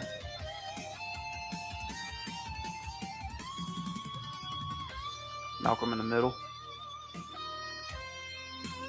Oh yeah. Does she have, let's see, can I do this? Yeah, I can. There we go. There we go. Here we go. Here we go, chat.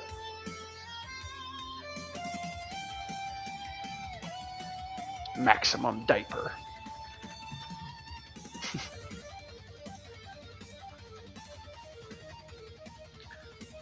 No, the trash. Oh, the Malcolm. Oh, the Malcolm rig. Yeah, I forgot the names of them. I remember there was Bishop from Animation Mentor. I think the Malcolm one was the Crash Dummy rig that you're talking about. You could switch them from Crash Dummy to like Naked Flesh. Norman, yeah, that was the other one. It was like those 3, and that was it. Every other rig just sucked balls. That's why everybody had a hard time getting a fucking demo reel or a job, because they didn't have any good rigs to work with. I had some shitty rigs when I made my first demo reel done by my professor back in Tampa. He didn't know what the hell he was doing. He was like, oh yeah, and when you guys do animate this rig, be sure to put me in the credits. Like I remember he was like, whatever you use that's from me, you got to put that on your demo reels. You're crediting me for everything that I provided you with. And I was like, what the fuck? Yeah, he was just trying to get a job. Come to find out, he was using other students to like promote himself. You know, which is kind of typical douchebaggery back in the day. He was animating nothing but horses. They had a horse rig? I didn't even know that. Alright, let's get serious here.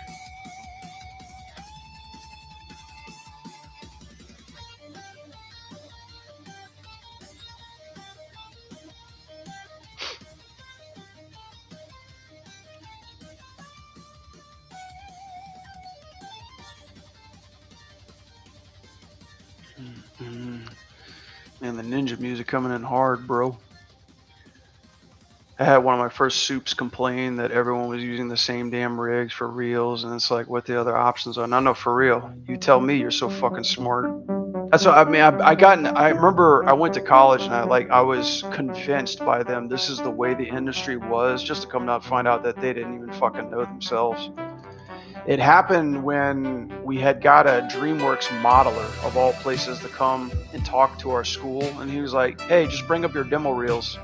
And I brought up my demo reel, and I was just like, I'm just doing animation. And he looked at my demo reel, and like my demo reel's filled with like all my professor's rigs that were on there. And he looked at me, and I'll never forget it. He goes, I see what you're trying to do.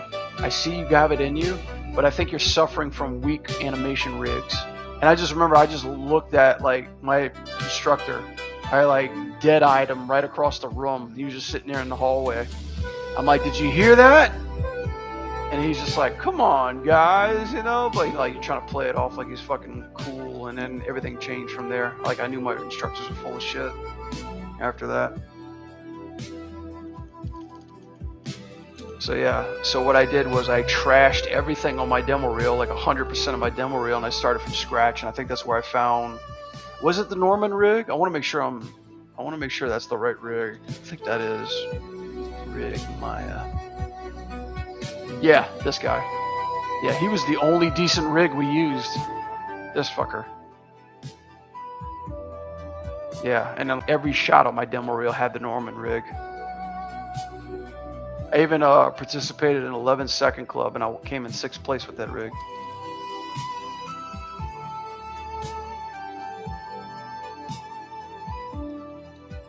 It was hard to find a school that just taught how to animate. Yeah, you ain't not lying. Yeah, it's I always say this when I introduce, like when I teach my class, I introduce them. I say, like, I came from this school in Florida, graduated with a bachelor's art degree in animation, with computer animation, and didn't learn shit about animation.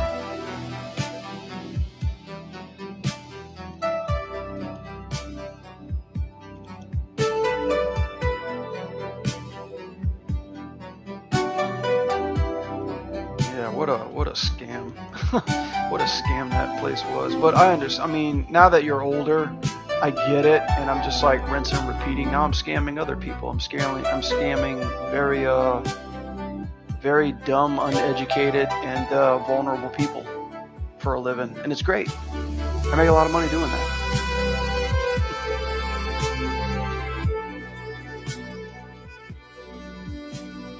It's so awesome, guys. Scamming people is awesome.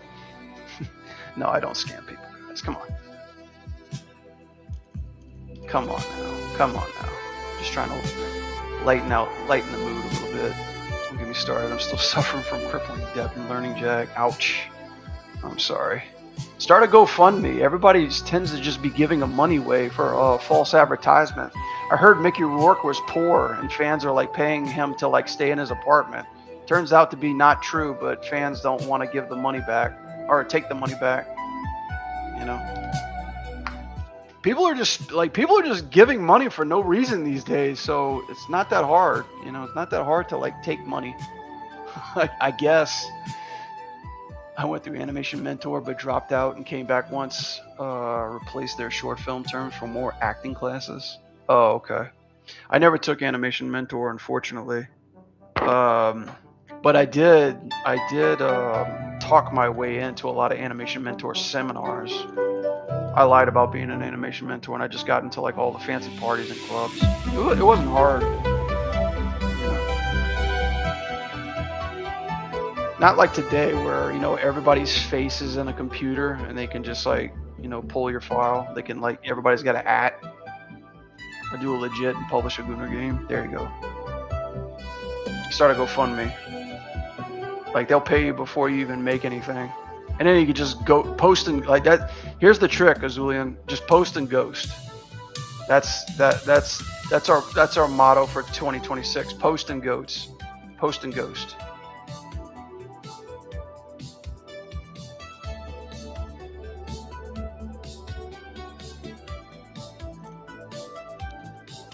AM used to have 6 terms, and their last were 2 creative short, which sucked for me. No prior 3D experience and working full time. Yeah, that's how my college was. Our college was, I forgot, it was like, God, I want to say like 5 semesters, and the very last semester was you got to make a 3D animated short from scratch. Like you have to make a 3D movie from scratch in only 6 to 7 months. And that was impossible, dude. Meaning like story, like what I didn't understand was the first, so it was split into 7 months, but it was split into 2 parts. So the first 3 months you had to storyboard and you had to make an animatic, okay? You had to make an animatic, which required probably that much time. But then in the next 3 or 4 months, you had to make everything from the ground up. It was literally fucking impossible, you know, without your character rigs looking like mutated, you know, diseased life forms. No wonder nobody can pass it. I was the ambitious one. I was the one that's like, nah, you're not going to screw me over. So I was like, I'm going to take 2 terms. I'm gonna take a break in between. I'm gonna take a break in between each term and get it done on time. But even that was pulling teeth. I made an animated short. It's on YouTube. I'm not gonna tell you what it is or where it is or what it's about. I'm proud of it, but I'm ashamed to show it because it's just garbage. And this was in the Wild West days of YouTube, where everybody was just stealing everybody else's shit and not giving credit for it. And I found out later on, like some crazy Indian company that was just like trying to make a channel just for purely animation was just taking everybody's animation content, cutting out all their credits, and promoting it as their own. It was like such a douchebag thing to do.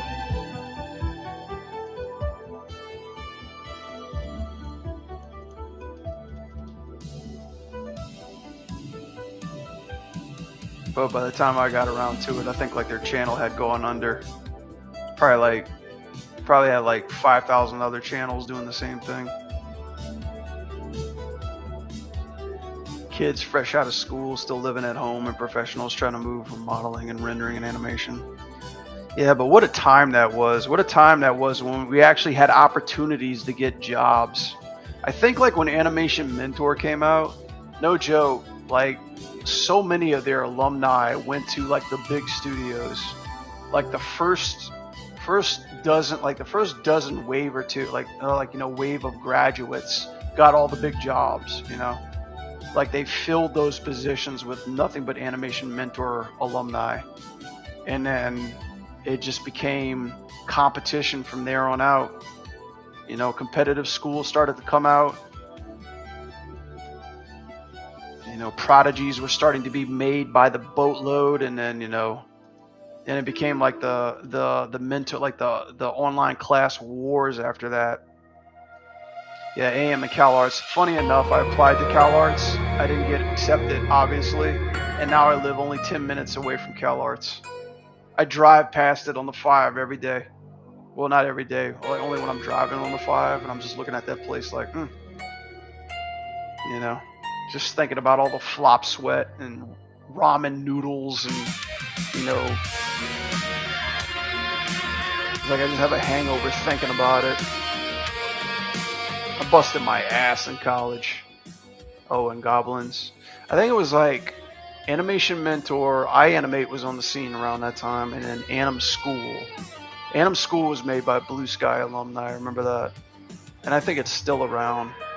And then everybody started making a school after that. It was a one-way ticket to France to college. Oh, yeah, Goblin, I forgot about that one.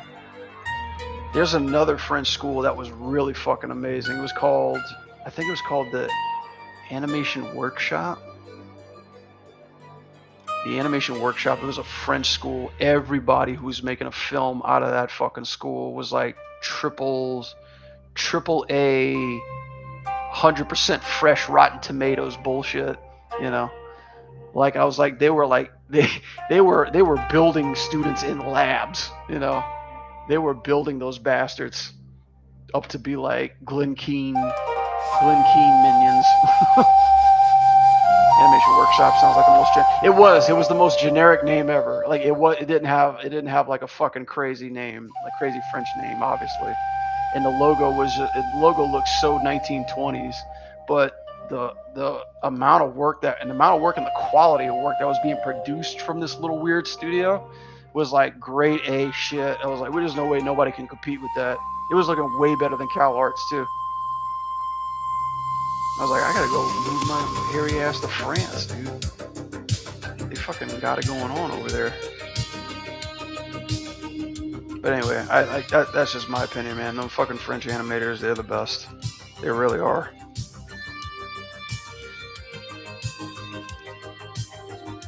They're just a different breed of people.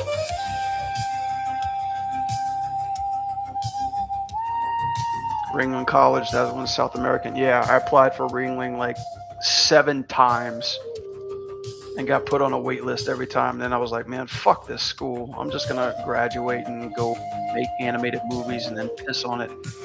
That's what I did. I eventually got into the industry, but I was like, you know, fuck Ringling.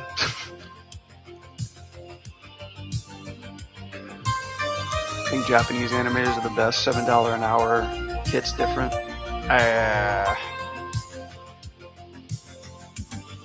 I mean, depends on the style you're looking for, right? Like, I think if you were to say, like, hey, give a piece of anime to a French animator, see what they can do, and likewise give a piece of French animation to a Japanese animator, see what they can do. I've seen French animators adopt multiple styles, and they do it excellently. Like I saw one French animator pop up out of the blue, and he had a demo reel, and he just had killer 2D animation and killer 3D animation. And back in the day, it was almost like you could only do one. You're either a good 2D animator or you're a good 3D animator. You can't be both. But those French motherfuckers were coming out doing both. They were coming out swinging. And it was like, dude. It's a joke. I still think Western has the best animation. Yeah. We got bobas. We make good bobas. But the budget's experience, yeah. It just depends. We got some killer indies, man. You know.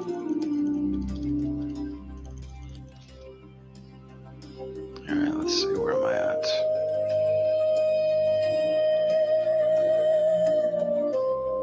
What do you think about 2D animation? I love 2D animation. That's my first passion. I wish I was a better 2D animator. I really do. Would I do it now? Not necessarily. I watched the 2D animation on Amazon Prime last week, done by my favorite animator in the whole world. And I was like, this is awesome. Traditionally done 2D animation. You can see like all the fucking, you know, like rough drawings and shit in it, you know? Like they didn't even bother to clean it up. They were like, here it is. I like that stuff. You know, we've all been inspired. Blood, we've all been inspired. I know you've been inspired. Probably not as the same people or group or artist as I have, but you know, it all stems from somewhere. And they've been inspired too, you know, all the way back to the caveman eras, man. They were just drawn on a rock with chalk, you know. Anybody ever seen that meme of like who's the best artist of their generation? It like goes from the digital to 2D, and it goes back to the Renaissance, and it goes back to the caveman, and they're all saying to themselves, they're like, I'll never be as great as the old masters. They're like, and it just keeps going and keep going and keep going, and it goes all the way back to the caveman. The caveman just sitting there going, I'm the best. That's a good one.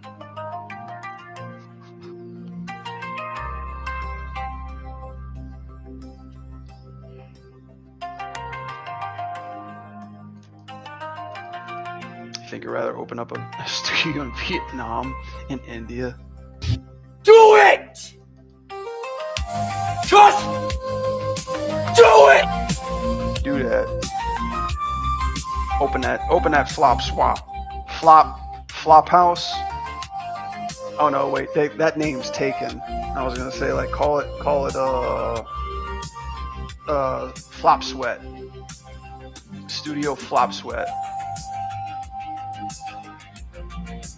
Or maybe you could just call it Jallo the Third. A whole clan of Jallos.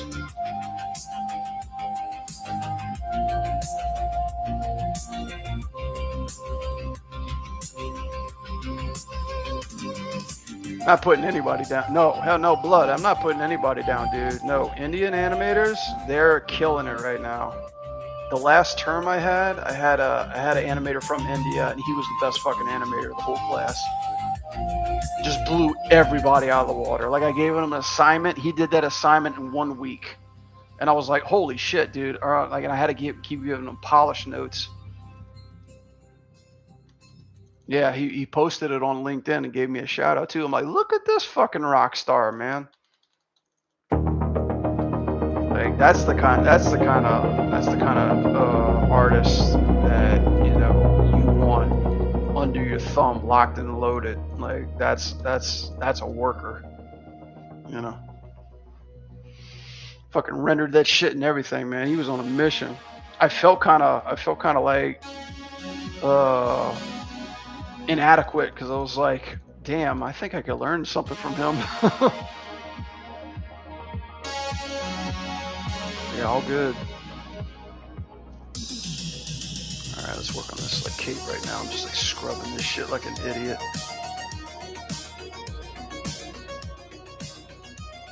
What's up, guys? Hey, thank you.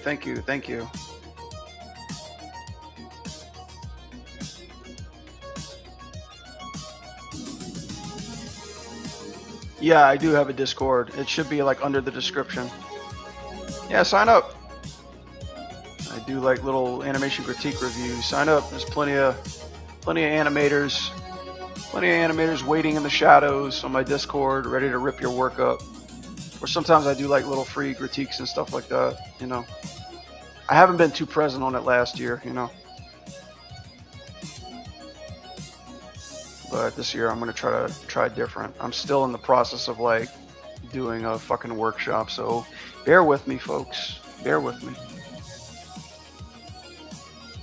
Damn, it's getting hot.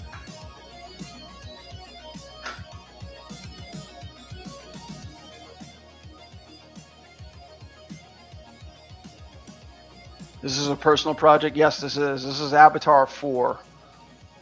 Spoiler alert, you know. There's a hot chick that, you know, raids, pillages, and plunders. Well, actually, there was like several hot chicks in the past couple movies. But yeah, the humans are turning, avatars are turning back into humans, and there's a battle sequence I'm working on right now.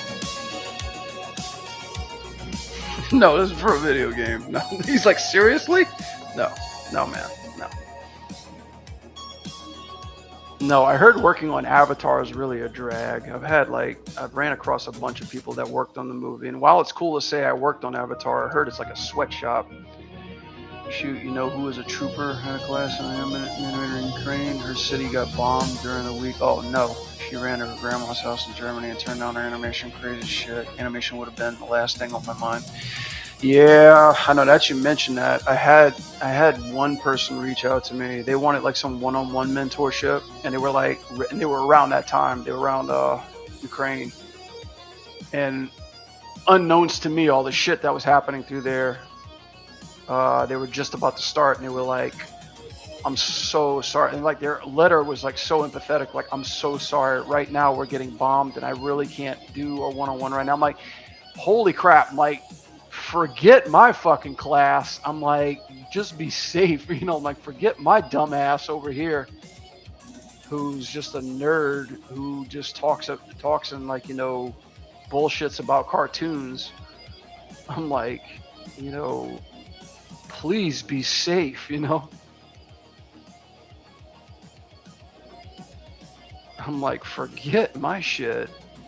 I'm almost like, can I send you money or something like that? Like, I'm almost like, she was about ready to pay me for my services. I'm like, can I send you some money to make sure you're like, you have some place to go?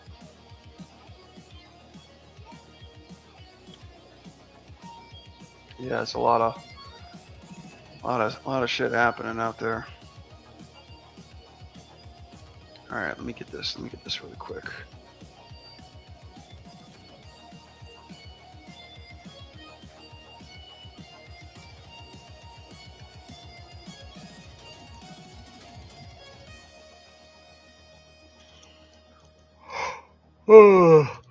Oh shit! Wish I was at night. Shit, man, we haven't even got past 10. Oh, that's right, because I started early. I started the stream early. I think we're doing pretty good. You guys digging the new schedule? I'm probably gonna start streaming like at 6 my time, so that way, you know, you guys aren't up at the butt crack of dawn logging in.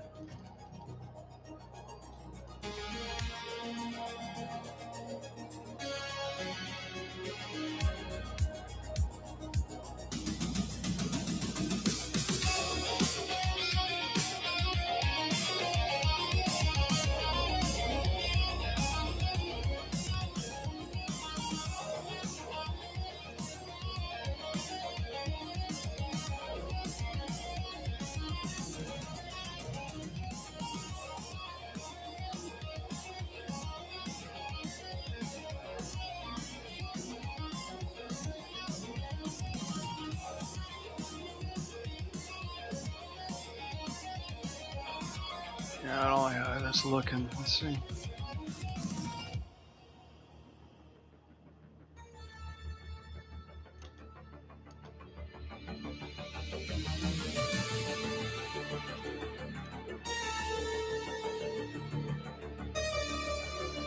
You ever hate coming back from an animation and forget what part you were working on? Absolutely. It happened at my job. That's what happens when you take a two-week vacation for Christmas. I was working on a Fight Super for our next game, and then like I left it, and then when I opened it back up, it's like I don't even remember how the fuck I set this up. Not to mention that, but like I hate when I work on an animation, and I posted about this earlier. I hate when I work on an animation and somebody sees it, somebody of like high caliber sees it for the first time and just says, I don't like any of this. Can we just change everything? And I'm like, wow. But it happens.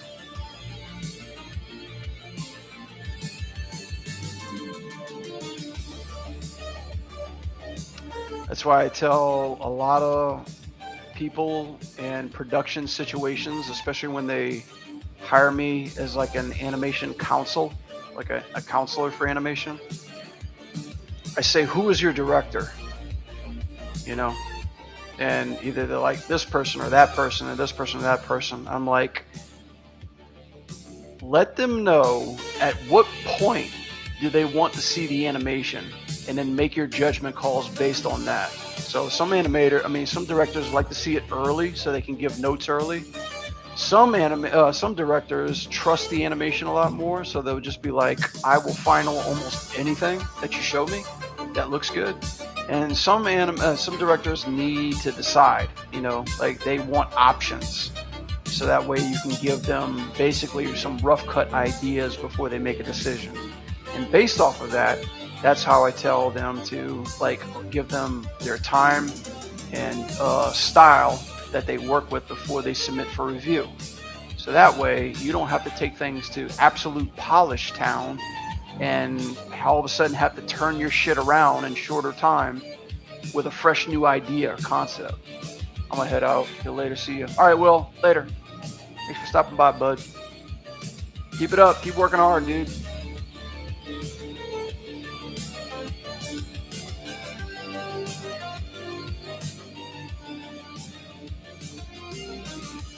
But that's just the nature of the beast. It's like, in all honesty, it's never. Sometimes you're up. Sometimes, man, you just gotta bite the bullet and redo it.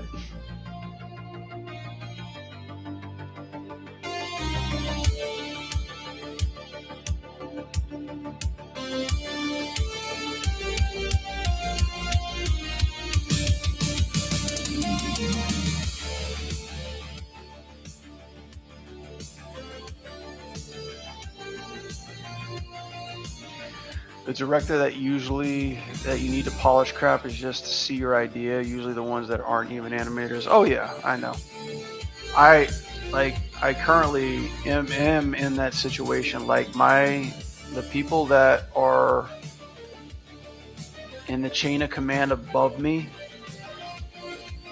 they have no prior animation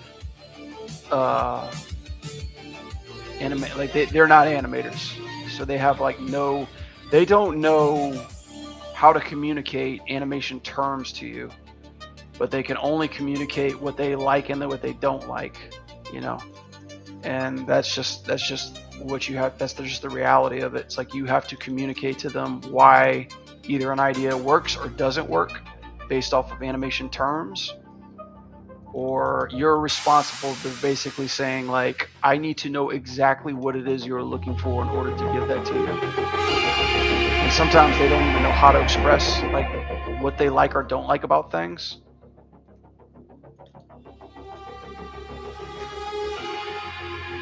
And then that's your job to call them out on their bullshit. No, I'm just messing. I remember with TMNT, they were really trusting of our directors and supers. Yeah. One of the most difficult directors I'd never worked with, but I heard about. Let's see.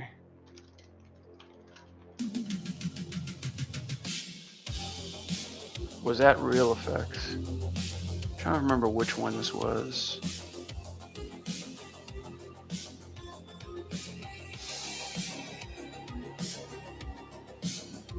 Let me look this up. This animated short, you guys probably haven't, most of you guys probably haven't seen this one. It's a Daffy Duck short. It's done by Real Effects. Here it is. Daffy's Rhapsody. This is my favorite animated short ever.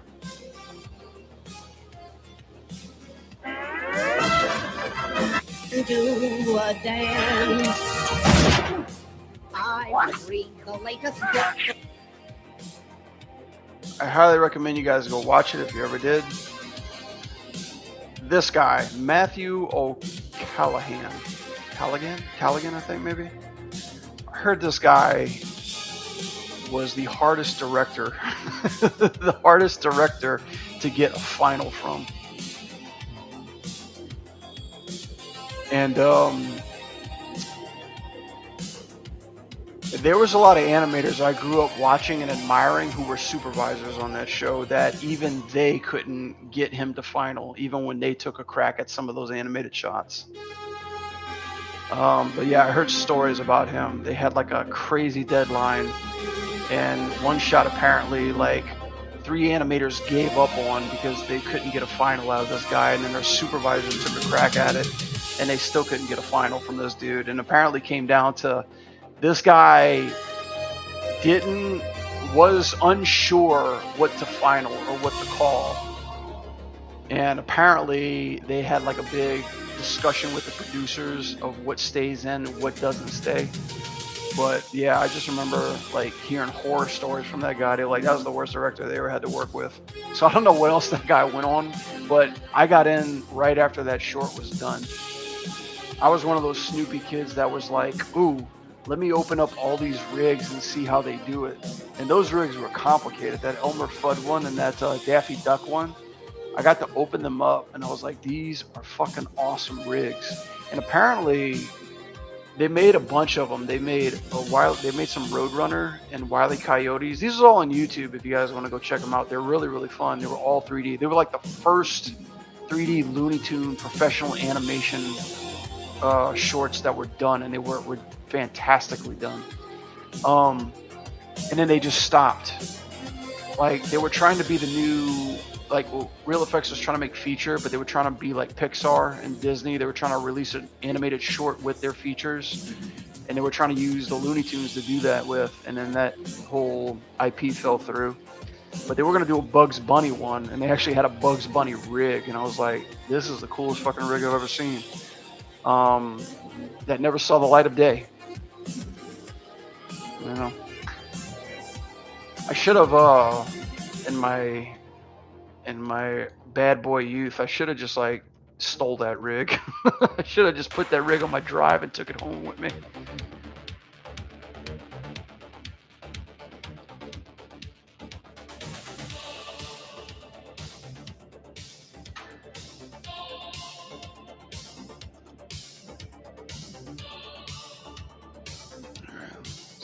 This foot.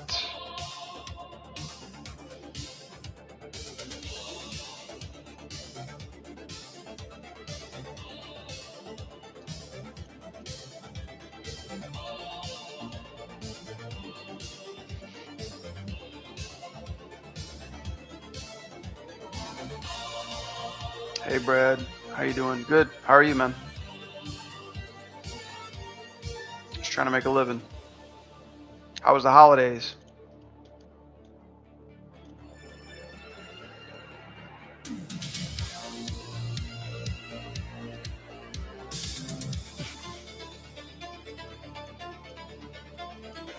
Am I going to be at Genesis? No, not this year. I took my tour of all the fighting game community expos last year, and I will only be going back to 2 if I'm given the chance or if somebody pays for me to go. I'll probably go back to Combo Breakers. I'll probably do that on my own accord. But yeah, of all of them, the only ones I really give a damn about is Combo Breakers and Evo. Those are pretty awesome. Those are the biggest ones too.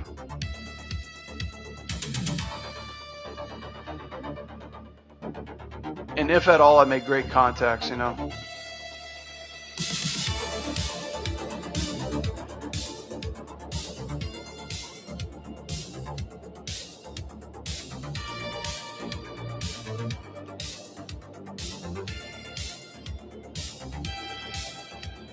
Yeah, you can run into a lot of devs at those expos if you just kind of know your, your audience.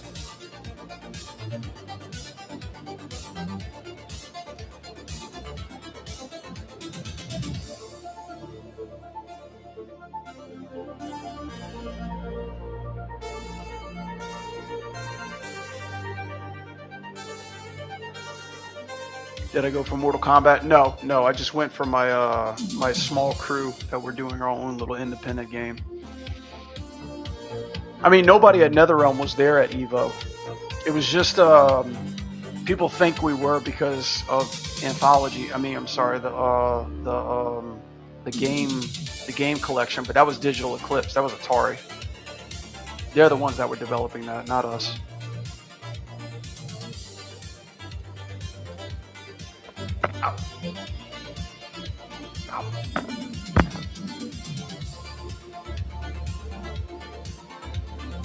But it's kind of cool. You get to meet, like, you get to see, like, the developers of, like, Street Fighter and shit.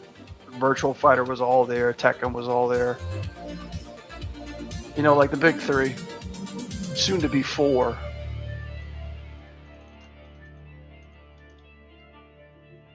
Because we're gonna get our shit kicked in from Tokon.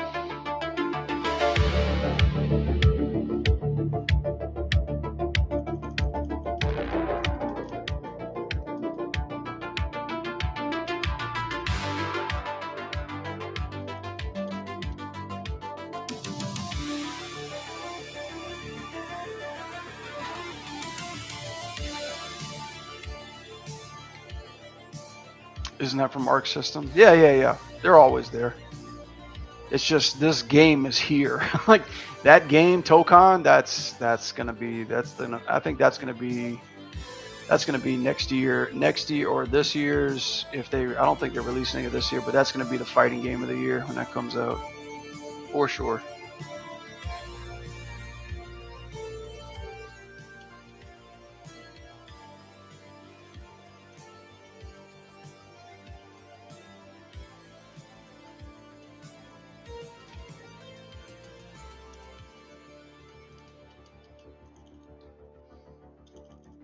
Did I play it? Yeah, I played it. I played it on the floor. It was fun. It was really fun. I mean, the little time that I got with it was cool. I mean, I'm pretty sure the beta or like PlayStation's like handing out like betas of the game, right?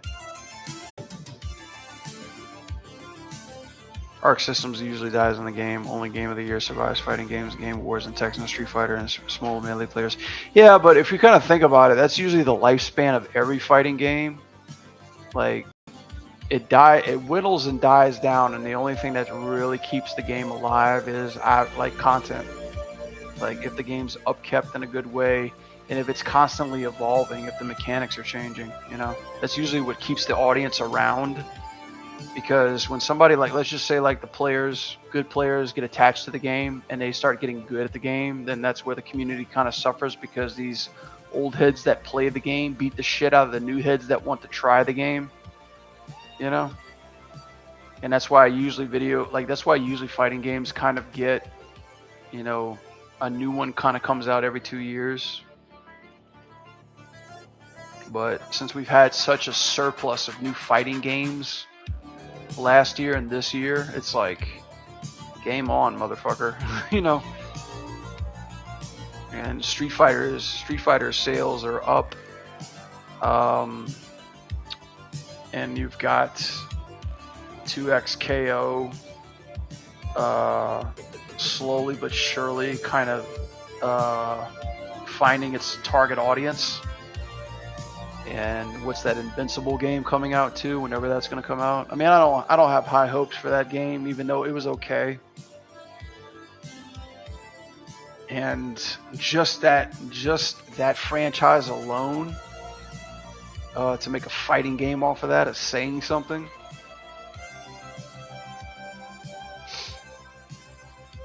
And then Harada left Bandai, so who knows what the fuck that guy's going to go on to. And then you got like the impossible hope of another Smash game coming out.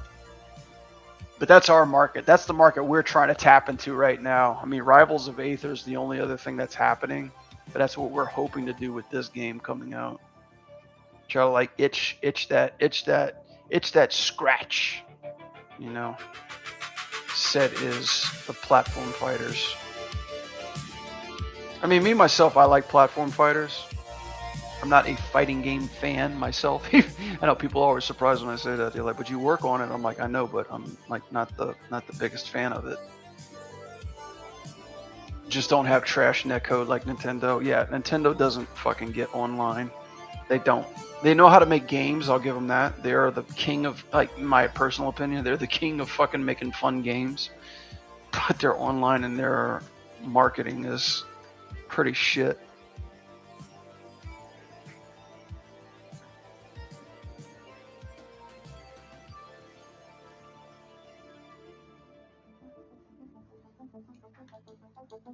Except Smash. Smash is pretty good at marketing because, you know, the developers of that game really fucking got it. They were like, this is what makes our game cool. And guess what?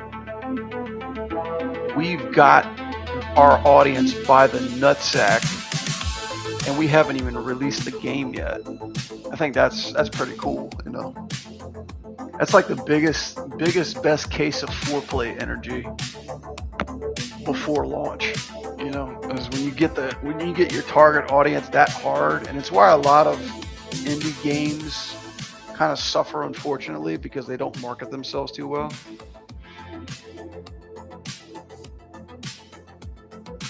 You got ticket to watch Rob Schneider? Oh, nice.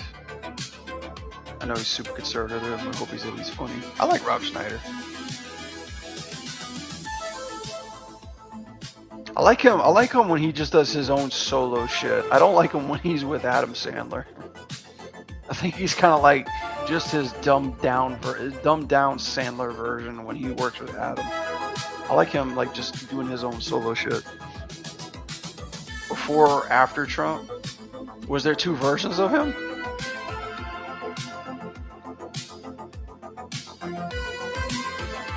He's got good Trump jokes.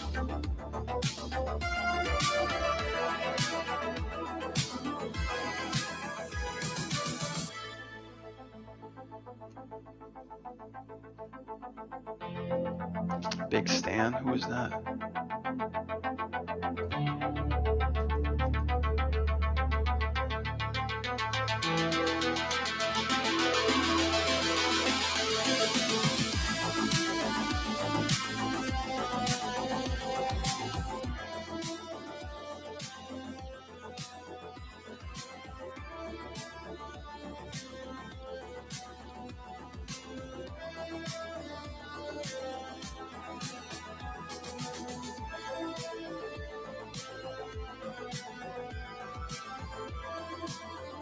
The one where he went to prison?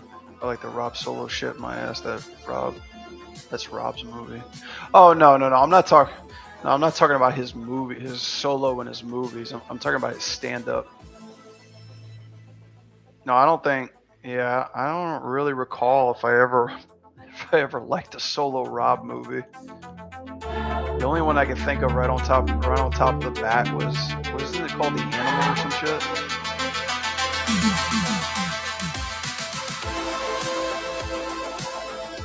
Like he switched bodies or something like that. Love Big Stan. That's your kind of movie.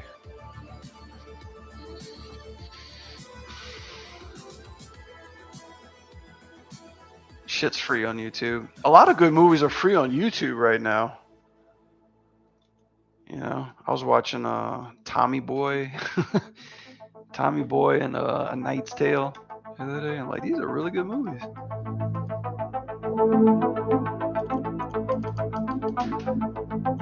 Oh, that's where I saw. I was like, now that you talked about him, I was like, I remember watching him recently. I saw him on that Judge Dredd movie, that Stallone Judge Dredd movie. I actually like that movie. That movie gets a bad rap, but I enjoyed it. I like it. It's just like some fucking cheesy. It's like a cheesy Stallone movie.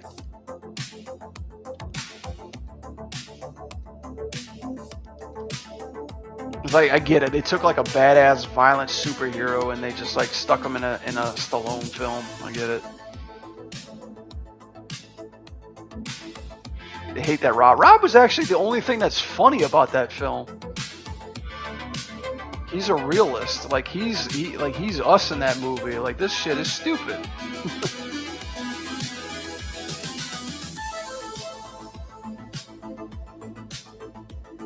I like his impression of Stallone though. That made me laugh.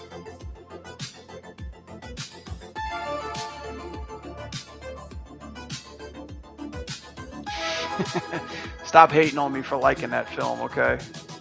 It was a one and done moment in my life. It actually had some funny parts into it.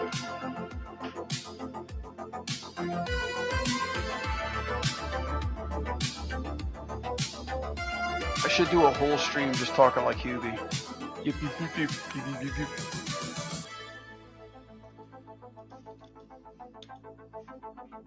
Jello, your word language is not safe. I'm gonna have to ban you.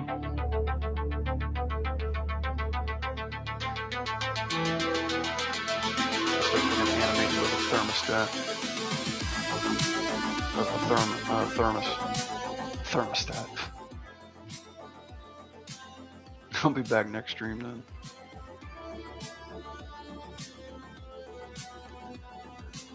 I mean, shit, like for a guy who's made a living out of making dumb fucking noises and getting paid handsomely for it, I mean, all power to him.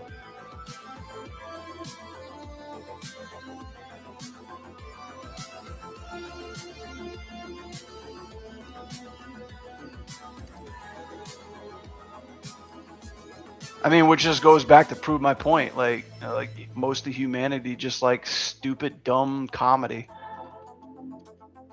I mean, that's the majority of the people that live on this continent.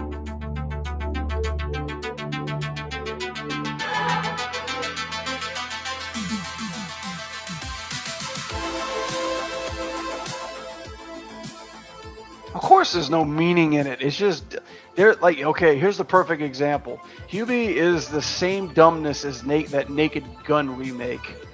Actually, I think the Naked Gun remake is actually a whole lot dumber.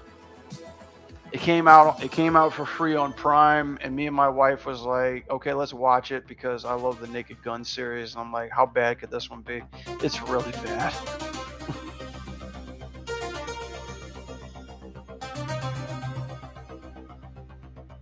You like the new Naked Gun? Yeah, it got too stupid for me. I don't know. You know what I think? You know what and I get it. Like, you can make the argument the other Naked Guns are the same kind of branch of comedy. I get that. But you know what I think didn't do it for me? It was just Leslie Nielsen. I need that actor. That actor made it for me. Liam Neeson, he's like way too fucking serious for me to laugh at. You know. He's like established his roots as like a fucking badass, like a killer, a guy that you don't mess with.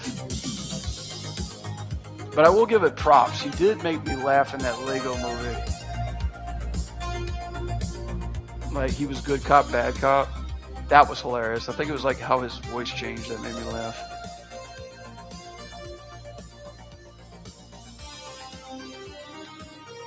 Yeah, I like Adam Sandler movies. Not all of them, mind you, but some of them are really fucking funny.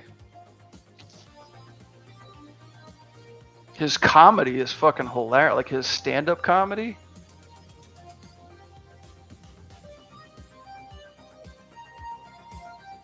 Leslie Nielsen was serious too. He had serious roles, but let's be honest, people love him for his comedy roles more.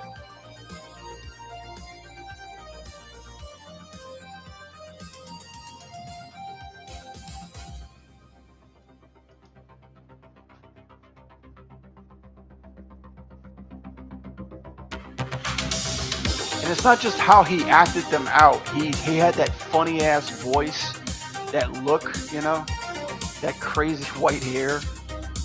I mean, during his career, the guy has been 7 years old his whole career. Yeah. Kind of like Morgan Freeman.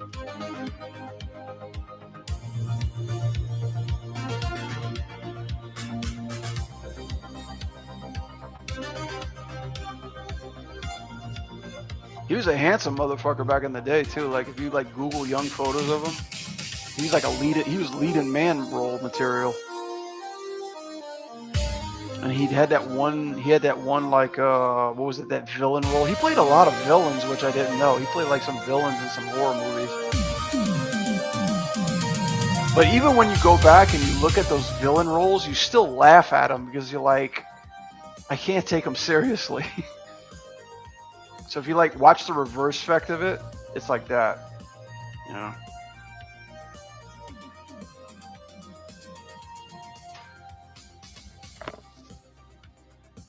He's what you think of Dark Knight. Don't say anything, Brad. I don't want you influencing his answer.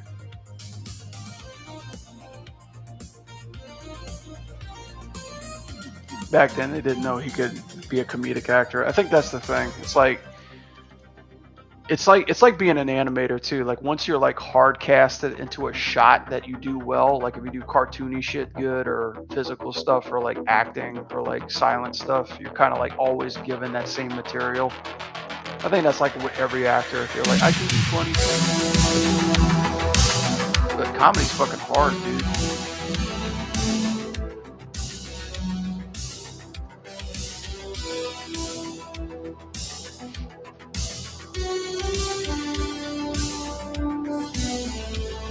Hot takes of an 80-year-old man. Excuse me, I'm at the ripe old age of 20.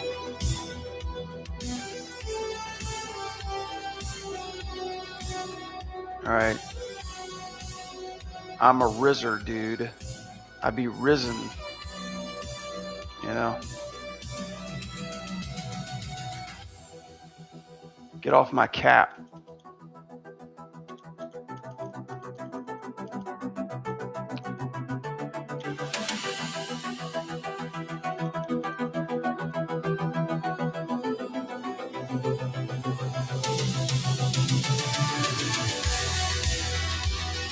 Oh yeah. I did a whole rant about the Dark Knight in my other stream. If you look at my other streams, you'll hear everything that I got to say about the Dark Knight. I'm not gonna go down that road. I'm trying to animate.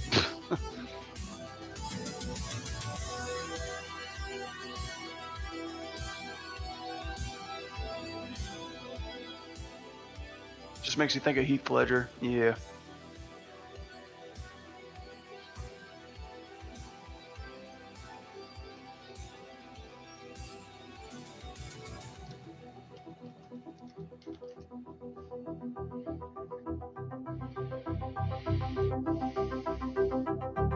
You know what movie Heath Ledger was really good in? I'm Not Here. I saw that one recently. I'm like, damn, he's really good. He's like a really cool kid. I mean, he only made like a few big hits, and that was it.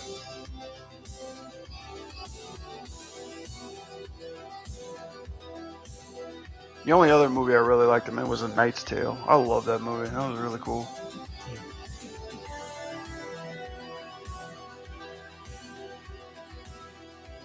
Your sister keeps buying dogs? There's nothing wrong with that. I wish I could buy all the dogs and give them a nice home. I love dogs.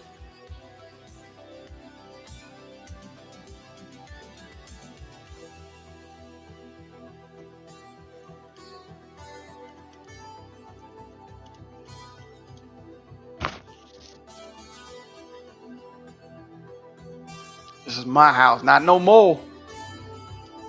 You living in the doggy house. He's my favorite actress. Knight's Tale is great. Yeah, I love A Knight's Tale because that's like, it's pretty much medieval meets like 80s rock. Like they treat knights like rock stars in the 80s. I was like, that's pretty hot combo.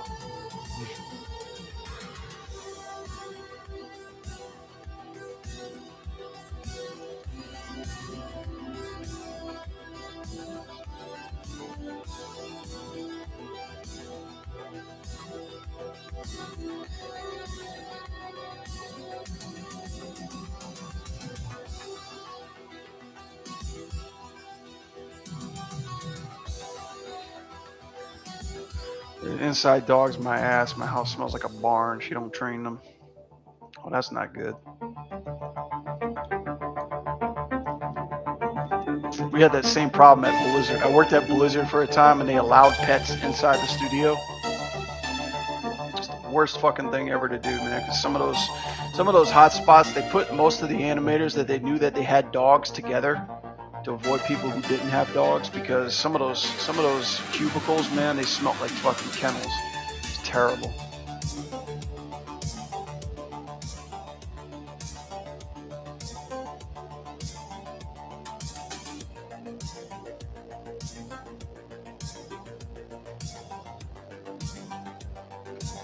More like hoarders, but she hoards animals. Yikes.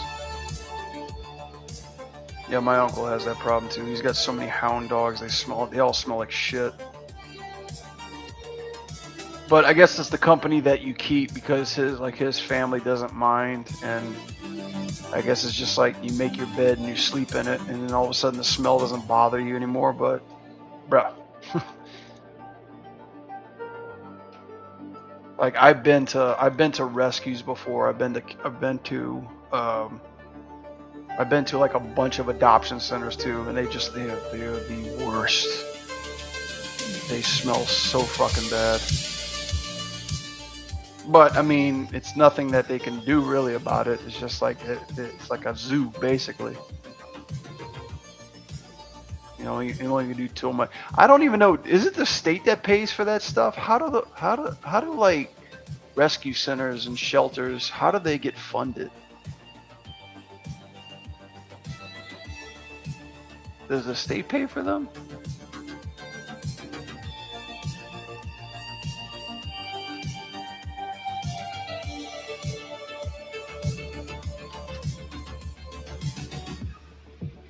Typically found through a mix of public money, private support, and earned income. City budgets, tax, which is our taxes, that's what I would suspect. Animal control contracts, okay. Leasing fees, and fines. Cruelty cases, oh wow, like if there's like animal cruelty cases and lease law violations, they get funded by that? Wow. Individual donations, donors, foundations, benefits, of course, and adoption fees. Retail. Some shelters generate revenue through thrift stores. Oh, okay. Merchandise, training classes, volunteers, big picture. Most shelters on tight margins and depend on the community involvement to survive. Even publicly funded shelters need donations to provide quality care. That makes sense.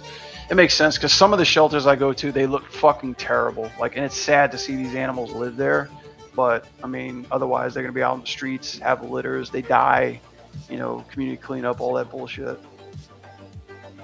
And different fines go to different things. I never even knew that. That's interesting.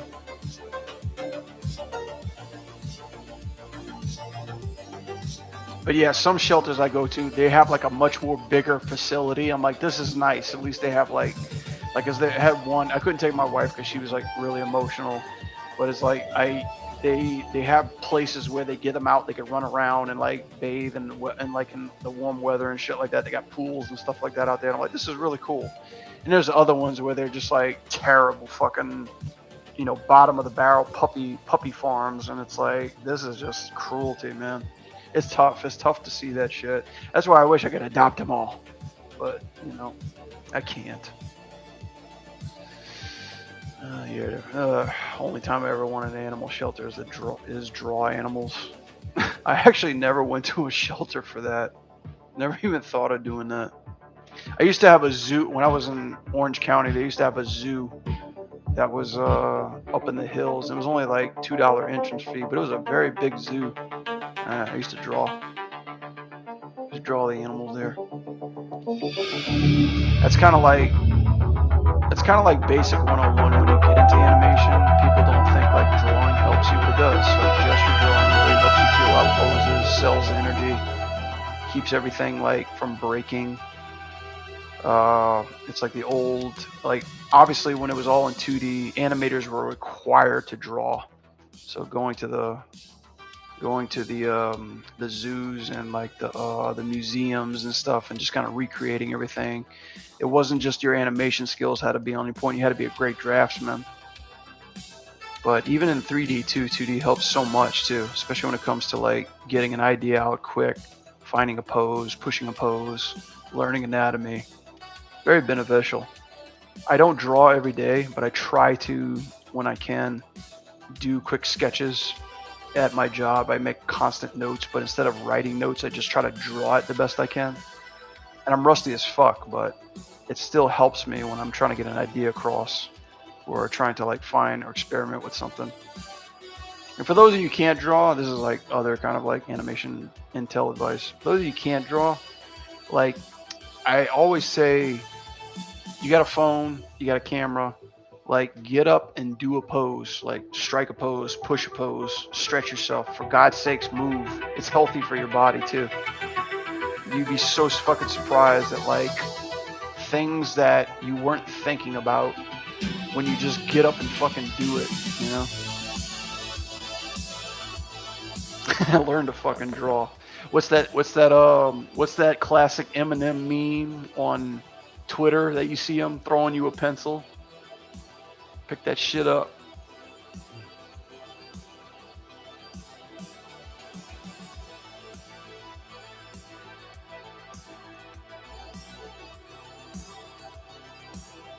Shine that shit up, bitches.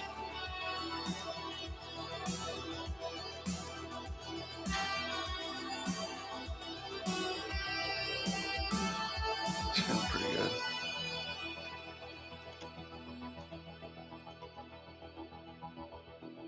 All right, let me go back to this other one because I gotta get this stuff shaken.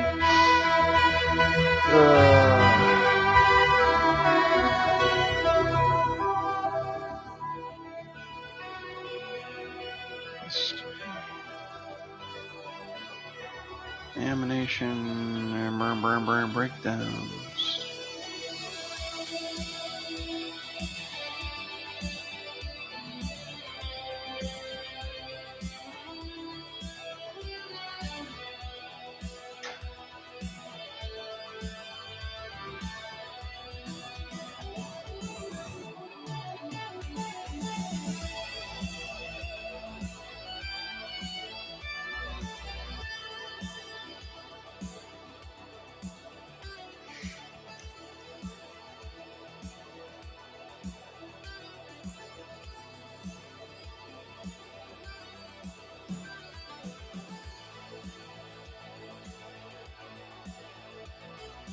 Gotta get the shakes in this one.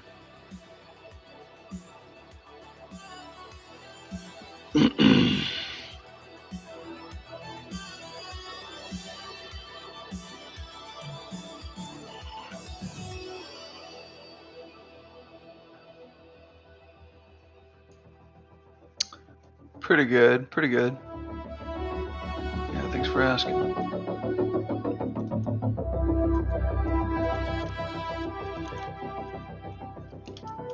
God, this is so quick. I probably need like...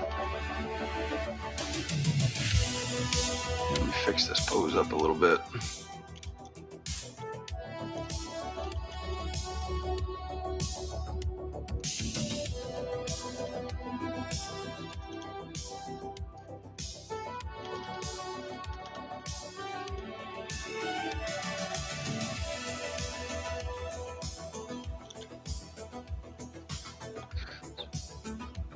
No kill because they get the rescues and generally have most limited budgets. Yeah. Yeah, it can be icky too.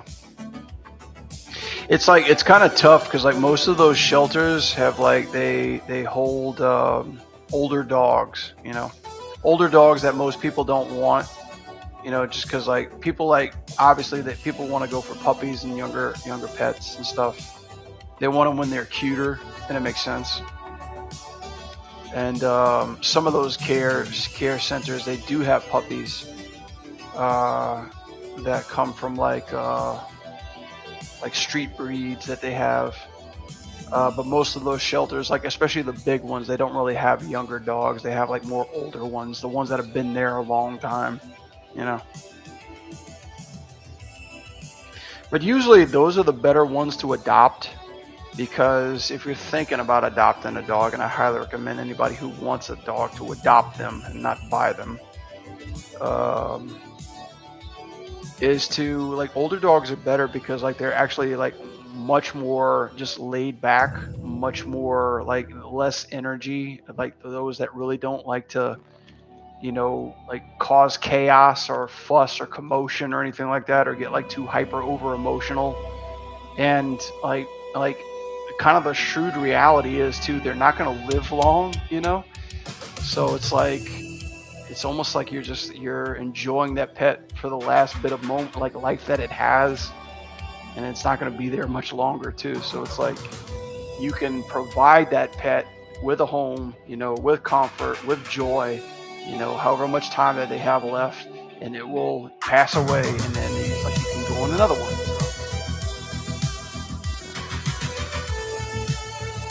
So, yeah. Actually, I think the city of Los Angeles, for the past couple of years, they've had an adoption day where you actually don't have to pay any money. Like, you could actually just come get a dog for free. It was around that time when they were getting a surplus of dogs, and they just had, like, their kennels were running up quick, and they had to just get rid of them. So it's like, shit, just wait for that time to come around and just go adopt a dog for free.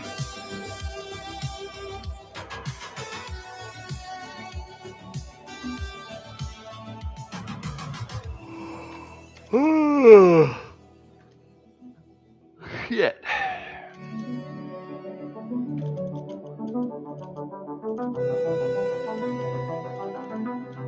Let's break off of this.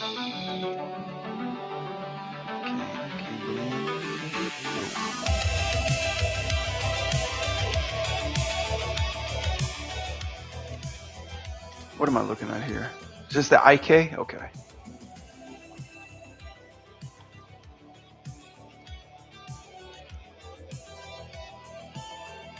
Grab this one. Oops.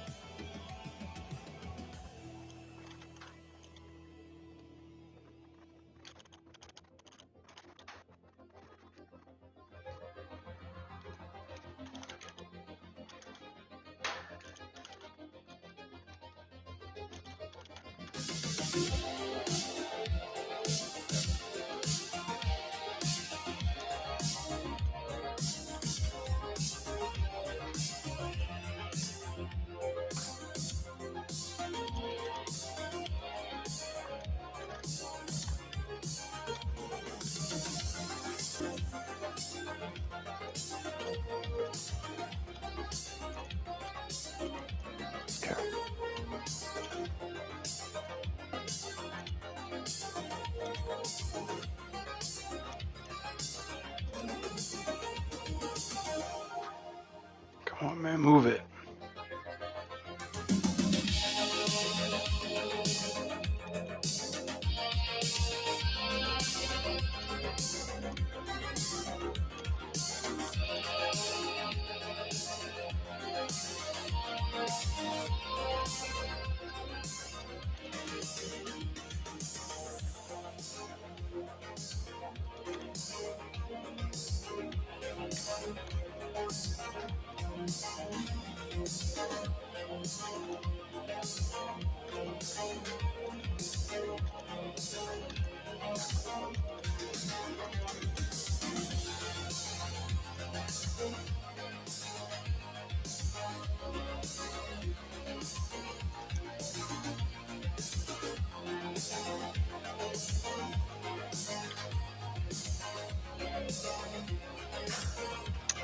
This rig is really cool, except for this staff bendy bullshit.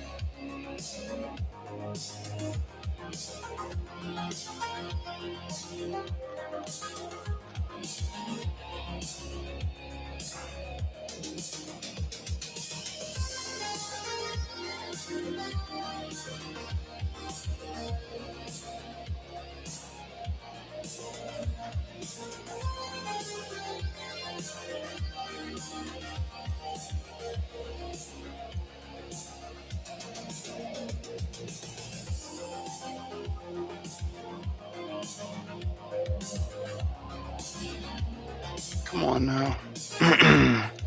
Broski. Hey, hey, hey, hey. Okay. Like, don't crap out on me right now.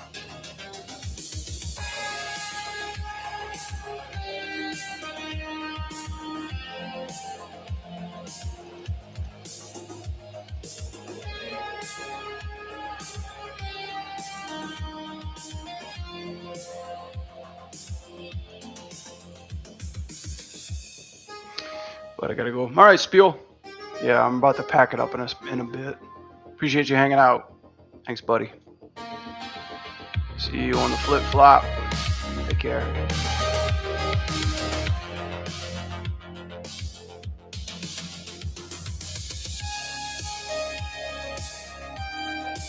You too. Peace. Yeah, we got a lot of polish done today. Kinda, sorta.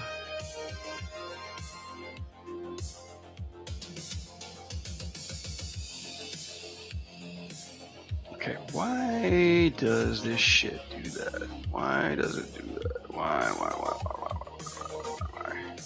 Can I rotate that? Okay.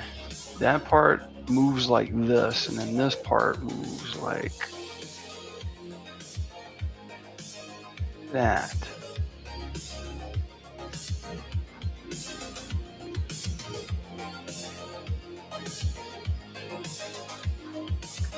It's just that weird bend. Jeez.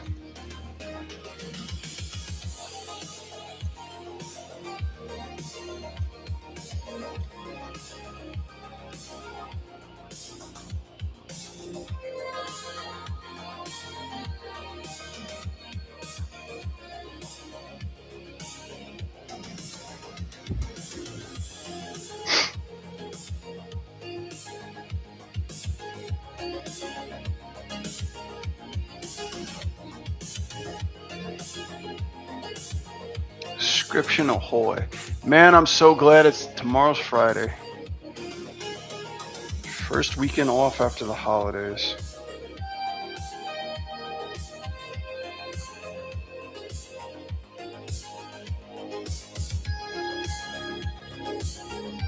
Feels good.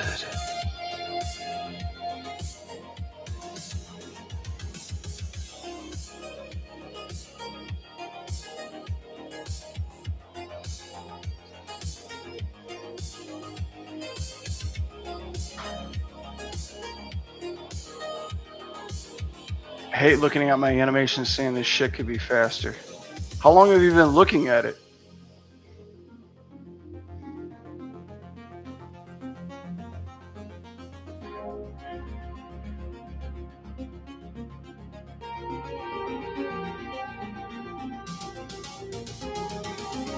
If you've been looking at it too long, you might want to just sleep it off and look at it tomorrow.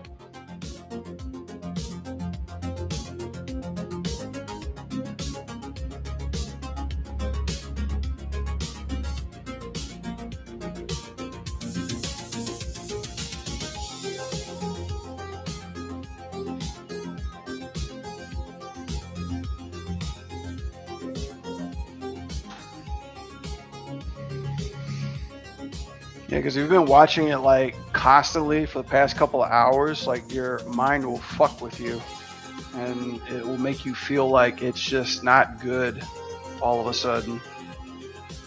But if you just like take a break, or if you go like to sleep and watch it with fresh eyes, you'll be like, oh wait, I was drunk. Yeah, sometimes our minds fuck us over.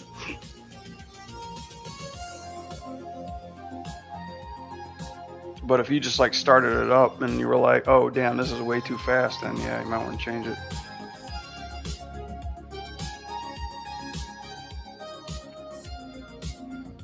Because my Turtles anime, I did the same thing with my Turtles animation. I took a break for it for 2 weeks, and I was like, I'm gonna see a bunch of dumb shit that I haven't seen before. And I looked at it, I'm like, nope, it's the same dumb shit that I knew I had to change when I left it off.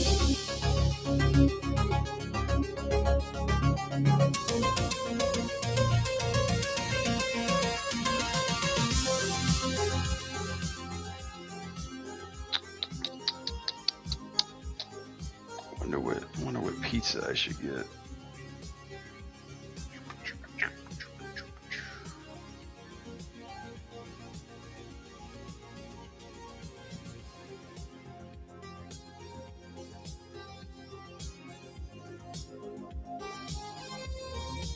Ooh, you could actually choose cupped pepperoni. Now we're gooning.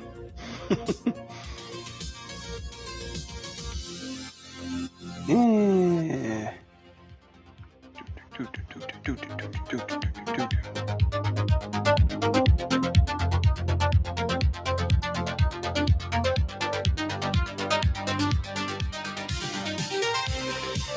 No way.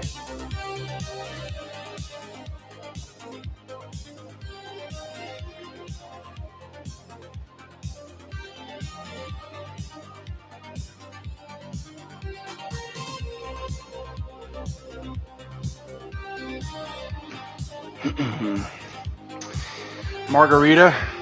Yes, that's a safe choice. I'm starting to move into like that supreme pizza that's got like everything on it. I used to hate that as a kid, but like now that I'm like older, my tastes are changing, and it's like I like a good supreme pizza, like with all the bullshit on it. Except anchovies and black olives. I hate that shit.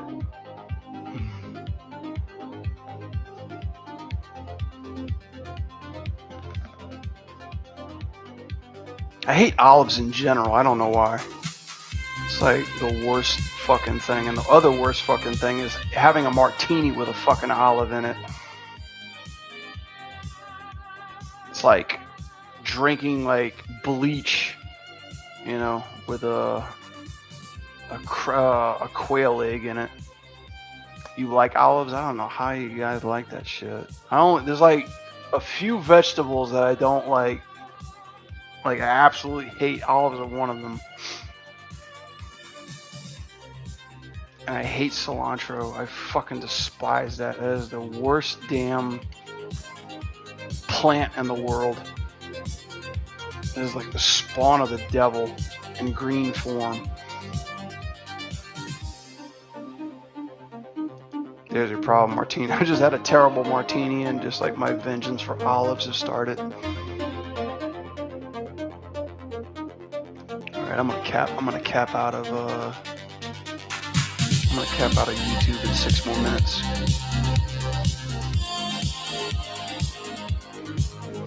Alright, let's rumble this shit. Let's see. How am I gonna make this easier on my life?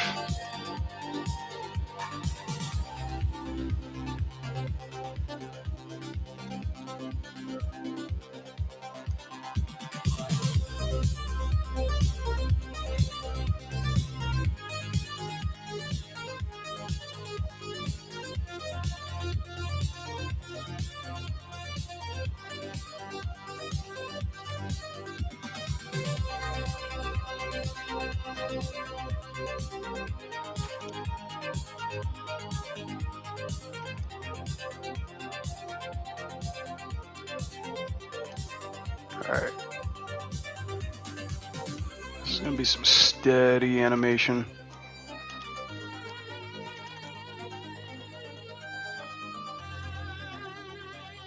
Yeah, bitch, allow that. It doesn't move it. Oh, it does. But there's no real time?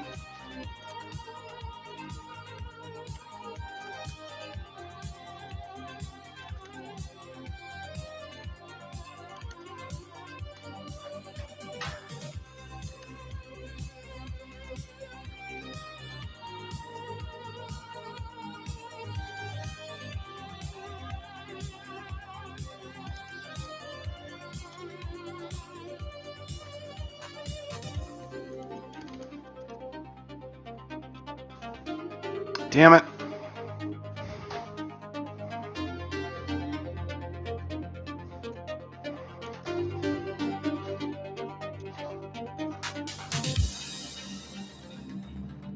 Get out of this perspective.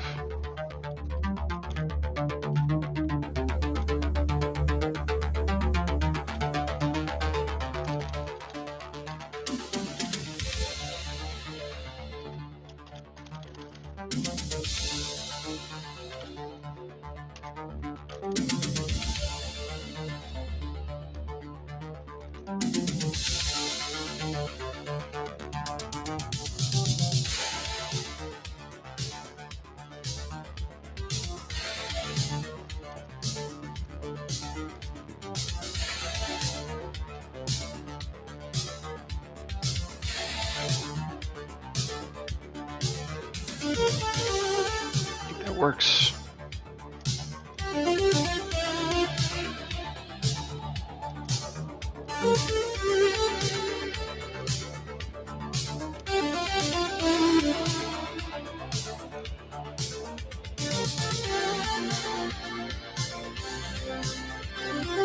Let's just take this one. This fist must move it the opposite way.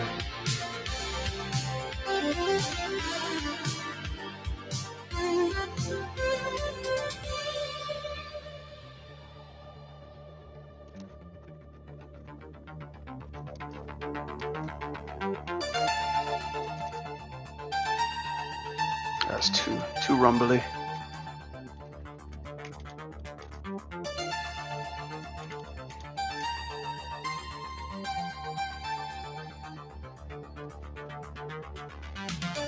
No, it's supposed to do the opposite thing. It's supposed to shake it like that.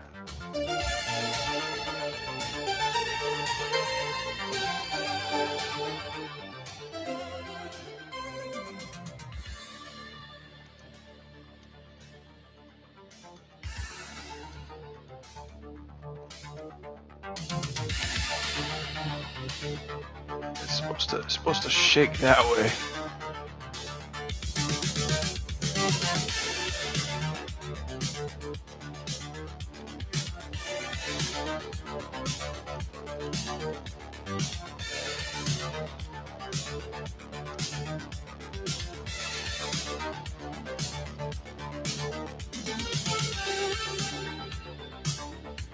Alright, let's try that out.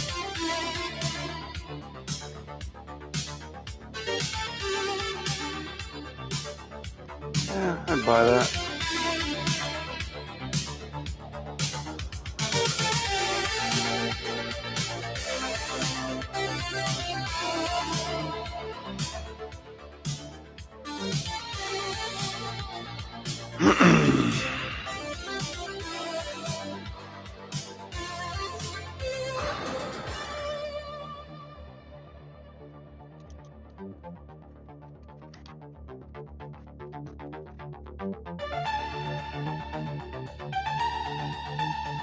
Okay, come on, dude. Fuck! Seriously? Fuck!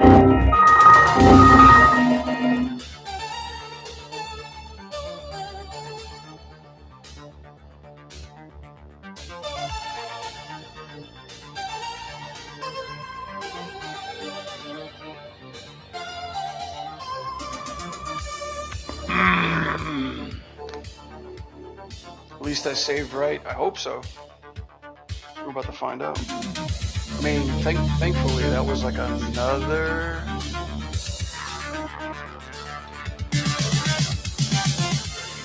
That was another file.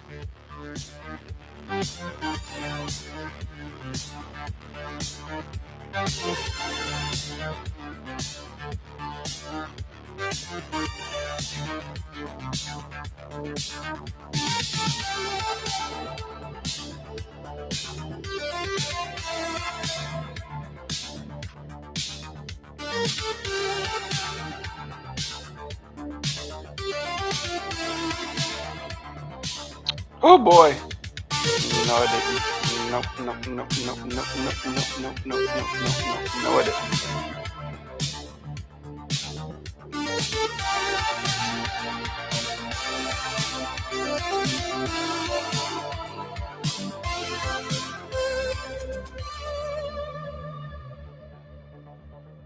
Actually, I'm kind of flipping out. Did I save this first one? Okay, yeah, I did. Yeah, okay. Thank God I saved that one. Otherwise, I would have pulled this stream off the air so fucking quick.